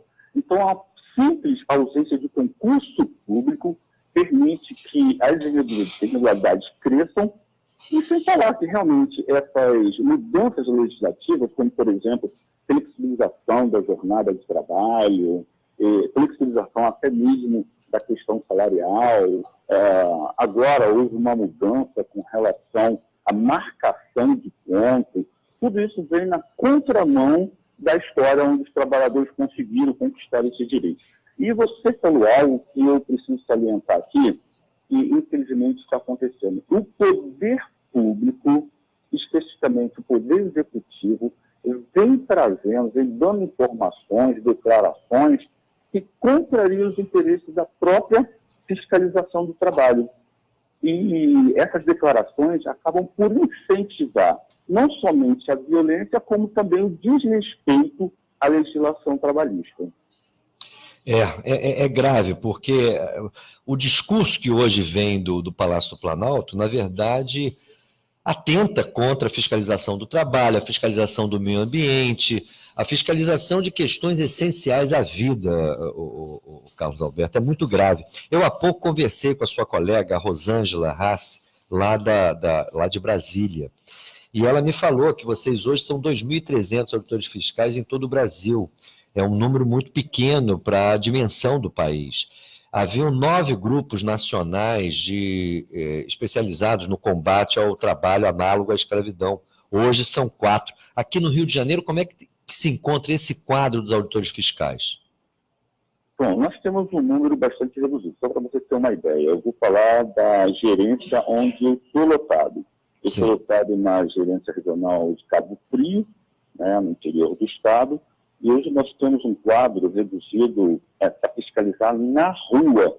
Então, somente 5 colegas, para dar conta, por exemplo, de Cabo Frio, Arraial do Cabo, Macaé. Uma região imensa, né? Quer dizer, uma região imensa e um número tão reduzido. E isso acontece nas demais gerências também no estado. E quando a gente fala a nível nacional, a gente vai verificar que alguns colegas precisam realmente trabalhar interno. Então, esse número informado de aproximadamente 2.300 colegas não significa que todos eles estão na rua combatendo as irregularidades. Né? Nós precisamos de colegas que se dedicam ao trabalho interno, que fazem, inclusive, um excelente trabalho. Sem eles, nós não conseguiríamos o apoio necessário para fazer o trabalho externo. Mas esse corpo realmente reduzido contraria não somente a legislação pátria, como também legislações internacionais, como a Convenção 81 da OIT. Mas o Brasil, inclusive, já foi denunciado na Convenção Internacional exatamente por não manter o número ideal de fiscais, o que, na verdade, contraria toda a questão trazida pela Constituição, quando diz que é responsabilidade da União não somente implementar a fiscalização, como também executar. Ora, como nós vamos executar um trabalho fiscalizatório com um número tão reduzido e a gente vê que as irregularidades crescem a cada dia, a cada momento? Elas só mudam de nome, mudam de lugar, mudam de empregador, mas elas crescem a cada dia. E o trabalhador fica à mercê de tudo isso, fica, na verdade, isolado, porque o Ministério do Trabalho identifica as irregularidades, exige que o empregador as conserte e, quando há resistência, autua. E agora houve uma mudança na legislação, onde o empregado, quando procura a Justiça do Trabalho, ele pode ser condenado, né? Ele pode, inclusive, pagar um valor maior das custas e tudo mais, o ônus da sucumbência.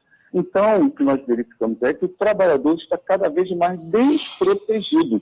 E a gente tem que lembrar algo interessante, não tão interessante assim, mas precisa ser evidenciado, que o Brasil é um dos países onde ocorre o maior número de acidentes de trabalho. Ora, com o número reduzido, como é que nós poderemos atuar no sentido de evitar esses acidentes, essas doenças profissionais? Então, realmente é uma situação bastante delicada pelo qual passa hoje, não somente o trabalhador, como também a Auditoria Fiscal do Trabalho. O Carlos Alberto, vocês não têm concurso público desde quando? Me perdoe. Nós tivemos recentemente aqui no Rio, e até em outros lugares também, alguns colegas adquiriram um concurso de 94, que inclusive foi o concurso também onde eu entrei.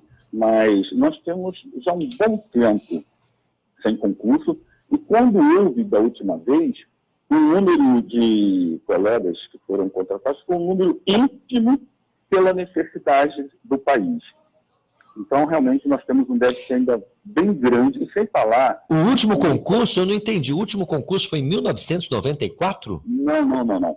Eu disse que colegas que passaram naquela época, por conta de decisões judiciais, acabaram entrando agora, né? Mas depois disso nós já tivemos concurso, sim, eu não me lembro exatamente qual foi a data, mas mesmo assim, mesmo com a entrada de aproximadamente, aqui no Rio, acho que foram 60 colegas, não me lembro bem, mas mesmo com a contratação desses colegas advindos lá de 2004, como também dos últimos concursos, não atinge a necessidade numérica de fiscais que o Brasil precisa. Até porque, pelo visto, eles não chamam todos aprovados, né? Se teve gente que foi incorporada agora ou recentemente no trabalho, gente concursada em 94, tem algum problema aí, né? Na verdade, foi por conta de críticas ao edital, a administração não reconheceu direitos que, posteriormente, teve que reconhecer por decisão judicial, mas, em resumo, nós estamos realmente com um número bem reduzido. Os concursos são nacionais ou são voltados para cada região? Não, o concurso é a nível nacional, né? E às vezes as vagas são regionalizadas. Sim. Agora, o Carlos Alberto, haverá ato hoje lá em Brasília, mas haverá também em outros estados. Aqui no Rio de Janeiro, o ato vai ser em frente à Justiça Federal às 10 horas, daqui a pouco, não é isso? Perfeito. O Sindicato Nacional dos Auditores Fiscais mobilizou a categoria para que esteja, né, em frente aos tribunais regionais federais. Aqui nós estaremos fazendo ali na Rua México, né? E a nossa intenção é de informar a população a respeito do descaso da justiça, de uma forma geral, e também para informar, né, a população sobre esse caso que, na verdade, nós não consideramos apenas um crime contra os auditores fiscais, um crime contra o servidor público. Na verdade, isso é um crime contra o Estado, né, contra a nação brasileira. Então, nós estaremos realmente em movimento, como todos os anos, sempre nós estivemos e vamos estar agora, para denunciar à população esse descaso com a Auditoria Fiscal do Trabalho, com o servidor público brasileiro. Carlos Alberto de Oliveira, muito obrigado pela sua entrevista, nossa solidariedade a toda a categoria dos auditores fiscais do trabalho e, principalmente, nosso elogio a esse trabalho fundamental que vocês exercem. É essencial o combate a essa chaga em pleno século XXI. E é lamentável que nós não tenhamos uma estrutura à altura da dignidade e da importância desse trabalho dos auditores fiscais. Muito obrigado, um bom dia para você, um forte abraço. Bom dia, eu que agradeço, e eu gostaria de frisar que quem procura emprego não pode encontrar trabalho escravo, trabalho indigno e trabalho que afete a saúde e a segurança do trabalhador. Muito obrigado. Eu que te agradeço, Carlos Alberto. Conversamos aqui com Carlos Alberto de Oliveira, auditor fiscal do trabalho, diretor da Delegacia Sindical do Rio de Janeiro, aqui do sindicato da categoria. E agora vamos novamente a um breve intervalo, voltaremos em seguida. Rede Bandeirantes de Rádio. Estamos apresentando Faixa Livre.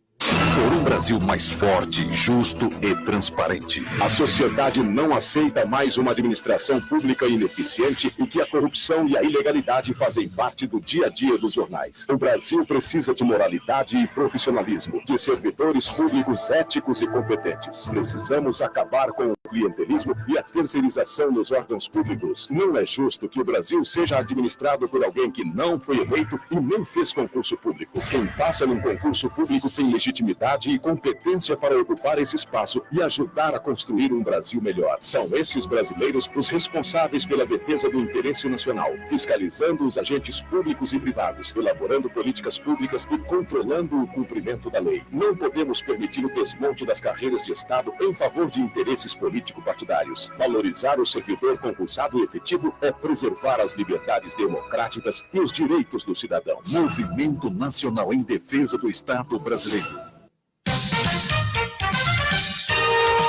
Ouça, acompanhe e participe do programa Faixa Livre. Segunda-feira, das 9 às 10 horas da manhã. De terça a sexta-feira, das 8 às 10 horas. Sempre na Rádio Band AM 1360. Um debate atual e diário sobre política, economia e as grandes questões nacionais e internacionais que influenciam o nosso dia a dia.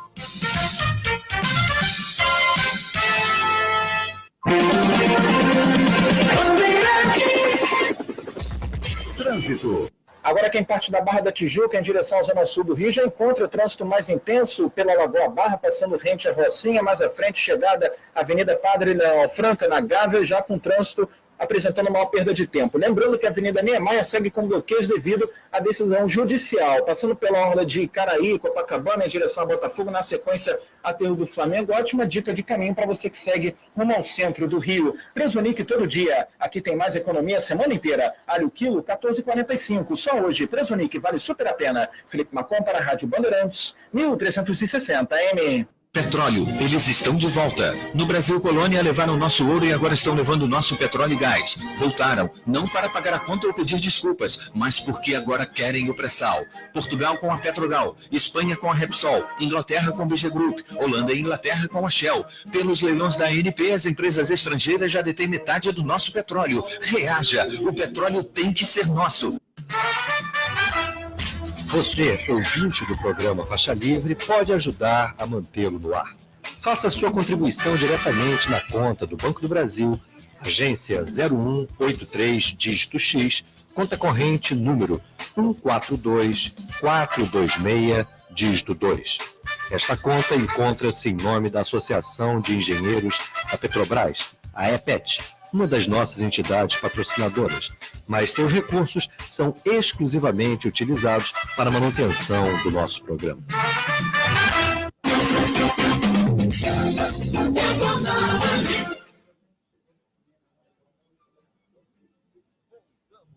Por um Brasil mais forte, justo e transparente. A sociedade não aceita mais uma administração pública ineficiente e que a corrupção e a ilegalidade fazem parte do dia a dia dos jornais. O Brasil precisa de moralidade e profissionalismo, de servidores públicos éticos e competentes. Precisamos acabar com o clientelismo e a terceirização nos órgãos públicos. Não é justo que o Brasil seja administrado por alguém que não foi eleito e nem fez concurso público. Quem passa num concurso público tem legitimidade e competência para ocupar esse espaço e ajudar a construir um Brasil melhor. São esses brasileiros os responsáveis pela defesa do interesse nacional, fiscalizando os agentes públicos e privados, elaborando políticas públicas e controlando o cumprimento da lei. Não podemos permitir o desmonte das carreiras de Estado em favor de interesses político-partidários. Valorizar o servidor concursado efetivo é preservar as liberdades democráticas e os direitos do cidadão. Movimento Nacional em Defesa do Estado Brasileiro.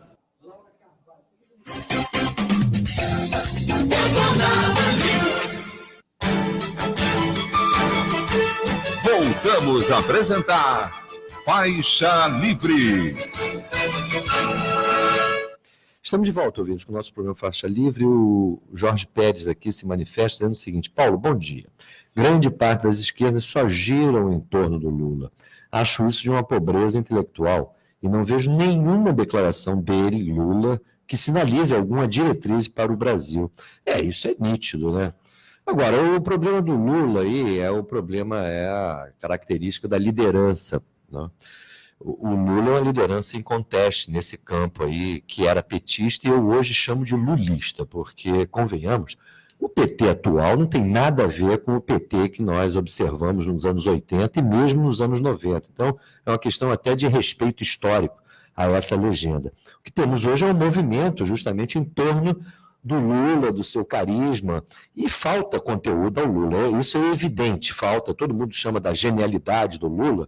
Bem, o que ele arrumou aí nos governos do PT, me parece que o saldo não foi nem um pouco positivo. Então, essa genialidade tem que ser relativizada. E, sob o ponto de vista político, e a questão é a seguinte: tudo bem que há um conjunto enorme aí de segmentos que gravitam em torno do Lula.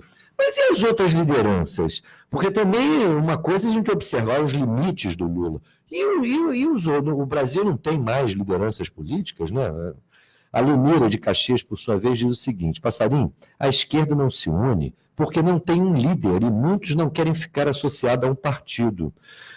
Pô, mais ou menos, né, Lenira? Eu acho que líder aqueles que se colocam como lideranças, não falta, tem até muito, né? Eu acho que o que falta é conteúdo, um discurso claro, porque ou temos a generalidade desse discurso que atenta muito para a necessidade das alianças, mas não explicita um programa, ou a gente tem aquelas lideranças que me parecem prometem o que não podem entregar, né? Eu me refiro aqui claramente aos ditos revolucionários, porque é uma questão de fazer apologia de uma esperança longínqua, porque eu observo o mundo real, onde nós temos estados nacionais dirigidos por partidos comunistas. Não dá para dizer que a China, o Vietnã ou Cuba não são dirigidos por partidos comunistas.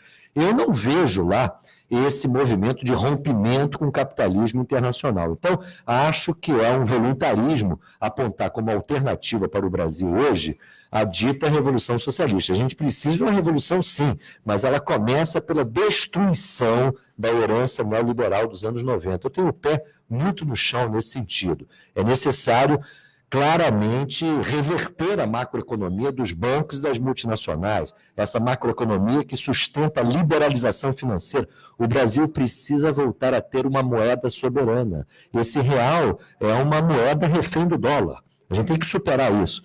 Temos que superar essa herança dos anos 90, que envolve a macroeconomia, envolve as mudanças constitucionais que principalmente deram base para as privatizações selvagens. É necessário reverter as privatizações. Essa Vale que está aí é fruto de um processo que foi nulo. Foi nulo, de acordo com vários advogados, e isso se sustenta até hoje nos tribunais. O ato de privatização, da alienação de boa parte das ações que pertenciam à União, foi um ato nulo, eivado de ilegalidades. É necessário rever não só a privatização da Vale, que provocou já essas tragédias gigantescas. Aliás, ninguém associa a privatização a essas tragédias promovidas pela Vale. É necessário, portanto, rever as privatizações. É necessário rever todas as concepções que estão em curso até hoje no Estado brasileiro da dita mudança administrativa patrocinada a partir lá das propostas de Luiz Carlos Bresser Pereira, que consagrou a terceirização no setor público, consagrou a participação dessas organizações sociais e consagrou também uma ideia muito bizarra de carreiras estratégicas do Estado. As carreiras estratégicas do Estado são aquelas ligadas à segurança, à arrecadação de impostos, ao funcionamento da cúpula dos poderes. Convenhamos, isso aí é uma concepção de Estado do século XVIII. O Estado do século XX, por exemplo, ele se caracterizou principalmente por consagrar como estratégica na ação do Estado ações na área social. Então, por que professor, médico, fisioterapeuta, dentista não podem ser considerados como carreiras estratégicas? É necessário organizar planos de carreira e de cargos para essas funções dentro do Estado brasileiro. Do mesmo modo que nós temos aí a carreira do diplomata, nós temos que ter a carreira do médico público, do professor público, do fisioterapeuta público. É isso que a gente precisa fortalecer uma concepção popular de Estado. Não é? E para isso a gente tem que derrotar essas concepções administrativas que iniciaram lá no Fernando Henrique, mas deitaram raízes aí no período dos governos do PT, e mesmo em governos estaduais orientados por uma suposta esquerda. É necessário também passar por cima de toda essa concepção de agências, por exemplo. A gente vê que isso é absolutamente inócuo para se exercer uma fiscalização do Estado sobre setores que são monopolistas. Então, há um conjunto de questões que precisam ser revistas.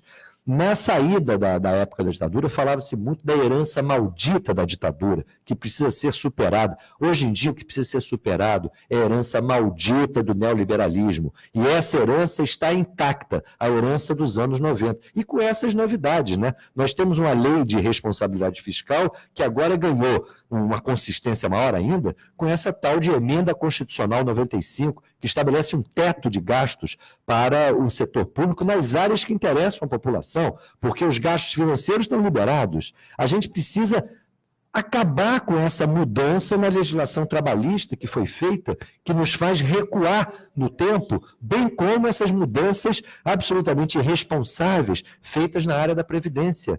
Onde estão as lideranças políticas que levantem em alto e bom som essa necessidade de sepultar a herança do neoliberalismo? Isso, para mim, já seria quase que uma revolução no país. Mas nós não temos lideranças que, de forma clara, explicitem um compromisso com isso. E esse compromisso envolve conflito. Nós não vamos conseguir superar a herança do neoliberalismo sem conflito. O problema é que nós temos uma geração, que é essa geração formada aí a partir da tal da redemocratização do país, são políticos que odeiam o conflito, essa que é a verdade, buscam a todo custo a tal da conciliação. Conciliação para quê? Bem, na ponta da linha, nós vamos conversar com Humberto Lemos, presidente do Sindicato, o sindicato justamente dos trabalhadores nessa área vital do meio ambiente, da proteção dos nossos mananciais de água e principalmente da água que bebemos. Humberto, bom dia. Bom dia, meu amigo. Muito obrigado por você nos atender. Hoje é um dia muito importante. Nós teremos, a partir das 11 horas e 30 minutos, o ato na porta da SEDAI, um ato construído a partir, inclusive, de um acordo envolvendo centrais sindicais, a Frente Brasil Popular, a Frente Povo Sem Medo. O que você espera logo mais, Humberto? Esperamos que uma boa resposta da categoria, né, por causa do que está ocorrendo com a SEDAI nessa nova gestão. A gente vê o desmonte da empresa, o desmonte, a demissão, PDV, e tudo de ruim que está acontecendo com a empresa. E hoje a gente vê que o governador e o nosso presidente diz ainda em sabotagem. A sabotagem que tem é deles próprios, porque quando demite trabalhadores técnicos, engenheiro graduado, faz um PDV, bota 1.000 pessoas para fora, não abre concurso público, e os trabalhadores que são sabotadores, então nós todos estamos fazendo um ato para alertar a população, e o desdobramento será no dia 12 no Palácio Guanabara, que a gente também espera botar bastante gente lá no dia 12, para levar essa mensagem aí para o governador e saber, na verdade, o que eles querem da SEDAI, porque do jeito que está, a população está sofrendo muito com esse problema da falta d'água, com esse problema da água de qualidade ruim. Quem pode comprar água, compra. E a população mais carente que não pode comprar água? O povo que necessita, como é que faz? E a gente não está tendo resposta. Então, hoje, esse ato vai ser um ato com todas as centrais sindicais, alguns partidos políticos. Esperamos hoje bastante gente lá na porta da SEDAI a partir de 11h30. Precisamos, porque essa luta não é somente de vocês, é da cidadania como um todo e principalmente dos trabalhadores. E você tem razão, não é, Humberto? Sabotagem é a utilização política da empresa e principalmente essa intenção da privatização de uma empresa que não só é estratégica, porque trata de um bem vital para todos nós, como uma empresa lucrativa, né, Humberto? Como é que você vê essa batalha, a batalha contra a privatização? E aí, meu amigo, o que eu te falo, esse lucro que a SEDAI hoje tem, que em 2 anos seguidos foi considerada a top, mas não é esse lucro que a gente quer financeiro, não. A gente quer esse lucro social, que seja reinvestido esse dinheiro para as áreas mais carentes, para onde precisa fazer o saneamento básico, fazer o esgoto, tratar o esgoto, tratar a água, fornecer água de qualidade. Agora, a empresa, nessa gestão, só pensa no mercantilismo, no dinheiro, mas a SEDAI não foi feita para dar lucro. A SEDAI, ela leva a vida, como você mesmo falou, ela leva a vida, ela leva a saúde. Então, esse lucro tem que ser social. Levar as comunidades mais carentes, cobrar uma tarifa social, local que nem tarifa social pode se cobrar, que é o povo, o Brasil, quase 12 milhões de desempregados, Rio de Janeiro, um dos maiores estados com maior desemprego, a gente tem que levar água para o povo. Agora, depois fecha o caixa. Eu tive um lucro de quase 1 bilhão. Para que esse lucro? Para entregar para as empreiteiras, para os terceirizados, para os extraquados. A gente precisa que esse dinheiro seja reinvestido no saneamento básico, principalmente para o município mais carente, onde o IDH é baixíssimo, que depende do Estado fazer, porque o particular, o privado, nunca fará as obras necessárias nesse município. Então, essa é a nossa luta na SEDAI. Democratizar, trazendo a sociedade para participar no seu conselho, trazendo a sociedade civil organizada, as associações que diz, 1 bilhão, então esse dinheiro vai ser aplicado aqui, vai ser aplicado ali. Porque não é essa SEDAI que nós queremos, não. Chegar no final do ano, dar dividendo para o Estado de quase 323 milhões e pegar o resto do dinheiro, fez o quê? Então a gente entende que essa gestão é uma gestão que não serve para o modelo da SEDAI, que é uma empresa que leva vida, leva água, leva saúde. Então essa, a gente luta pelo subsídio cruzado, onde arrecada mais, banca onde não tem arrecadação. Então essa é a nossa luta com a SEDAI. Dizer que está dando lucro para a gente, para onde está indo esse lucro? Essa é uma pergunta. Entendeu, meu amigo? Ô Humberto, como é que está essa parada da privatização nos planos dos inimigos? Os inimigos são principalmente o próprio governo do Estado e o governo federal, né, que pressiona pela privatização. Como é que está essa história? Porque o Witzel inicialmente falou que era contrário, depois ele entrou na historinha da privatização, mas parece que aquela modelagem está sendo aguardada lá do BNDES e tem problemas, inclusive com as prefeituras, que me parecem olham com desconfiança essa história. Como é que está hoje a parada da privatização? Na verdade, esse modelo não é de agora, esse modelo é do tempo do Eduardo Cunha, em 2004, que era a cisão da SEDAI dividida em 5 empresas. Na verdade, o mesmo grupo que no passado não conseguiu, pela movimentação dos trabalhadores e a movimentação da sociedade, não conseguiu fazer, voltaram com o mesmo modelo. Botaram outro nome, mas é o mesmo modelo. Quais são as 5 empresas? É produção de água, distribuição de água, saneamento, o que é? Não, olha só. O que eles querem? Eles querem entregar o filé mignon. Eles querem entregar o cofre. Eles querem entregar e deixar a distribuição. O que hoje está dando problema no Guandu é a captação e fazer a água ficar com qualidade boa. E aí vai ficar para o Estado no modelo que eles querem. E entregar a comercialização. Quer dizer, eles vão comprar água da SEDAI e eles vão vender a água para o povo, sabe lá com que tarifa, que a gente sabe que é onde privatizou, as tarifas triplicaram. Só que esse modelo não serve para a gente, porque o Rio de Janeiro arrecada 86% do que a SEDAI arrecada, vem do Rio de Janeiro. A SEDAI arrecada 4 bilhões e meio. 86% dessa arrecadação é o Rio de Janeiro. São 64 municípios que a SEDAI atua. Dos 63 municípios, se arrecada 14%. Todos são deficitários. Então, o que eles querem? Eles querem o Rio de Janeiro. Porque é ali que está o lucro. O capital não vai querer um município como Japeri, Laje de Moriaé, Porciúncula, esses municípios que precisam de investimento público, porque senão não vai ter o saneamento. Então, essa modelagem tem problemas. Primeiro, o poder concedente ao município. Segundo, antes de botar qualquer ação para vender, pela Constituição Estadual, artigo 64, tem que oferecer primeiro aos trabalhadores. Está na Constituição Estadual do Rio de Janeiro. Terceiro, tem problema no Judiciário de vários questionamentos, inclusive no Supremo Tribunal Federal. Então vai ser uma batalha, além de política, de botar o povo na rua, de alertar a população, uma batalha jurídica. Agora, esse poder concedente, que hoje é dos municípios, não foi recém-alterado por esse novo marco do saneamento que o governo federal impôs via medida provisória?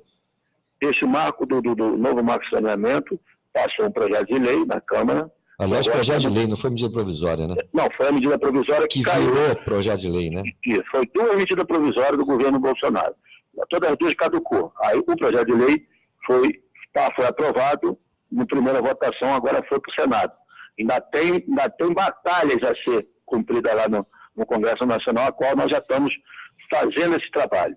Agora, a questão que nesse marco metropolitano aqui no Rio de Janeiro, que vai ser a reunião dia 12, o município do Rio de Janeiro ele tem um peso fundamental. Ele tem um peso fundamental. Então, as prefeituras do marco metropolitano aqui, eles vão estar reunidos. Só que o Rio de Janeiro é o carro-chefe. Então, tem problemas, sim. Tem problemas porque tem algum município que, se for privatizado, a iniciativa privada não vai querer e quem vai arcar com o abastecimento de água e a retirada de esgoto da sua porta. Agora, Humberto, desculpe te interromper, mas nessa nova modelagem, a parte do saneamento básico fica com quem? Fica com, nessa agora região metropolitana, são os municípios da região metropolitana, eles fazem um consórcio, e nesse consórcio eles se reúnem e ali eles podem tirar as diretrizes na nova formatação, da contratação. Então, esses municípios em conjunto da região metropolitana. Mas ficaria nas mãos privadas ou na mão do Estado? Aí depende do Estado, da forma como o Estado vai atuar. Não está definido isso ainda. Agora, a produção da água continua na mão do Estado. Porque que é o osso, né? Lógico. Você foi feliz ao lembrar que o filé mignon é a distribuição e aqui no município do Rio de Janeiro, né? Aqui, e área que você tem como crescer. Você tem uma região como Jacarepaguá, Paraty, Bandeirante, que você pode crescer mais de 50% a oferta de água e tratamento de esgoto. É isso então, que estão de olho, né? Justamente, é o local que tem uma inadimplência baixíssima e um local que pode ter um crescimento muito grande, como está tendo. Então, eles estão de olho nesse filé mignon. E o resto que eu digo dos outros municípios, eles vão, no final da história, vão largar na mão das prefeituras. As prefeituras não têm condições de manter saúde, educação, segurança, vai conseguir manter o saneamento básico. Agora, Humberto, eu estou de olho aqui no relógio, eu queria falar um pouco sobre essa crise atual aí, não é? Porque muita gente aponta com toda razão que o problema está lá nas fontes de captação. A SEDAI, na verdade, faz um milagre de transformar esgoto em água potável, né? Agora, tem um mistério aí que é o seguinte, Humberto, eu não consegui ainda entender essa história. Se o problema está na captação, por que essas anomalias na água só se refletem em algumas regiões, principalmente Zona Oeste, Baixada Fluminense, e se a gente pega a Zona Norte e Zona Sul, vamos observar que são em algumas localidades, em outras localidades a água está muito boa. Como é que se dá isso se o problema está na fonte de captação? Não tem problema aí nessa distribuição também? Não, porque o Guandu tem a fonte de captação maior do Guandu, mas tem outro sistema, que é o sistema de Ribeirão das Lajes. Esse sistema não foi afetado. E o sistema das 5 represas antigas da linha preta. Esse sistema da represa, que é Tinguá, Mantiqueira, Xerém e São Pedro, não teve problema. E em Ribeirão das Lajes não teve problema. Então, essa água, a qualidade dela não foi afetada. O problema está concentrado no Guandu. Então, por isso que tem local que a água não teve essa questão da geosmina. A água que chega na zona oeste e na Baixada é fundamentalmente a água do Guandu, então? Fundamentalmente. Agora, por isso que o problema está batendo mais nessas áreas. Justamente, o município de Queimado e o município de Japeri, e Paracambi usa também a água de Ribeirão das Lajes. Aí não tem o problema. Não teve o problema, não teve o problema. Tem lugares aqui, por exemplo, na Zona Norte e na Zona Sul, lugares que são próximos, tem região que a água está boa e tem região que a água está ruim. Porque essa água de Ribeirão da Laje, ela vem aqui para o centro da cidade. Então mistura um pouco, tá. Justamente. Você finalmente esclareceu uma incógnita aqui que nós tínhamos. Porque na verdade, a SEDAI não quer esclarecer nada. A SEDAI, na verdade, você vai ter ele não quer esclarecer nada, porque a gente está vendo qual é o objetivo dessa atual gestão da SEDAI. A ideia é confundir, né? Confundir para levar o desespero, jogar o preço da empresa lá embaixo, desmoralizar a empresa perante a opinião pública, para poder justificar a privatização. A gente já viu isso na Telebrás, por exemplo. Vimos isso no Maracanã. Teve uma época lá do Marcelo Lencar, eu sou frequentador do Maracanã, o Maracanã virou um lixo. Aí veio o garotinho tinha outra concepção, o Maracanã virou uma joia. Quer dizer, eles manipulam conforme o interesse imediato. Agora, tem o Arthur, nosso ouvinte da Barra, te pergunta o seguinte: quem foi que colocou o atual presidente da SEDAI no cargo? Diz aí a Rádio Corredor. Que foi o pastor Everaldo. Pastor Everaldo. Agora, o responsável é o Witzel, né? Justamente, o governador, a qual, antes de ser eleito, falou com todas as letras, inclusive está gravado, que não privatizaria a SEDAI, pelo contrário, ia fortalecê-la para poder universalizar a água e o tratamento de esgoto no estado do Rio de Janeiro. Não sei por que aquele projeto antigo voltou à tona, um projeto de 2004. E os atores não são muito diferentes, entendeu? Então, hoje a grande preocupação nossa é essa, que estão sendo loteados cargos e pessoas sem capacidade técnica nenhuma de estar gerindo a água, que é a saúde do povo. Você vê que quando demitiram os 54 nível superior e 39 engenheiros, 5 analistas de controle de qualidade, a argumentação era salário alto. Depois fizeram 3 PDVs, foram embora mais de 1.000 técnicos com vasta experiência na área. Então, esse desastre estava anunciado. É planejado, né? Tanto que nós fomos para na comissão de saneamento, e o presidente da SEDAI foi lá, e nós pedimos um plano de contingenciamento para a chuva de verão, ele falou que levaria. Quer dizer, o plano. O plano é vender a empresa e fazer dinheiro. Justamente. Então, quando foi embora esse pessoal, já foi de forma deliberada. É isso aí. Entendeu? Humberto, meu tempo infelizmente acabou. Quero elogiar aí a ação do Sindicam, principalmente desejo que esse ato logo mais, bem como o ato lá dia 12 de fevereiro, seja o mais forte possível, de modo que a gente reverta aí essa ameaça que paira sobre todos nós. Muito obrigado. Muito obrigado, um bom dia para todos. Um forte abraço para você, Humberto. Igualmente. Conversamos aqui com Humberto Lemos, presidente do Sindicam. Ele é presidente do sindicato e está à frente aí dessa luta de resistência e de batalha aí contra a privatização da empresa. Agradeço a audiência que vocês nos deram e amanhã, às 8 horas da manhã, a gente se reencontra aqui mesmo na Rádio Bandeirantes, AM 1360. Até lá!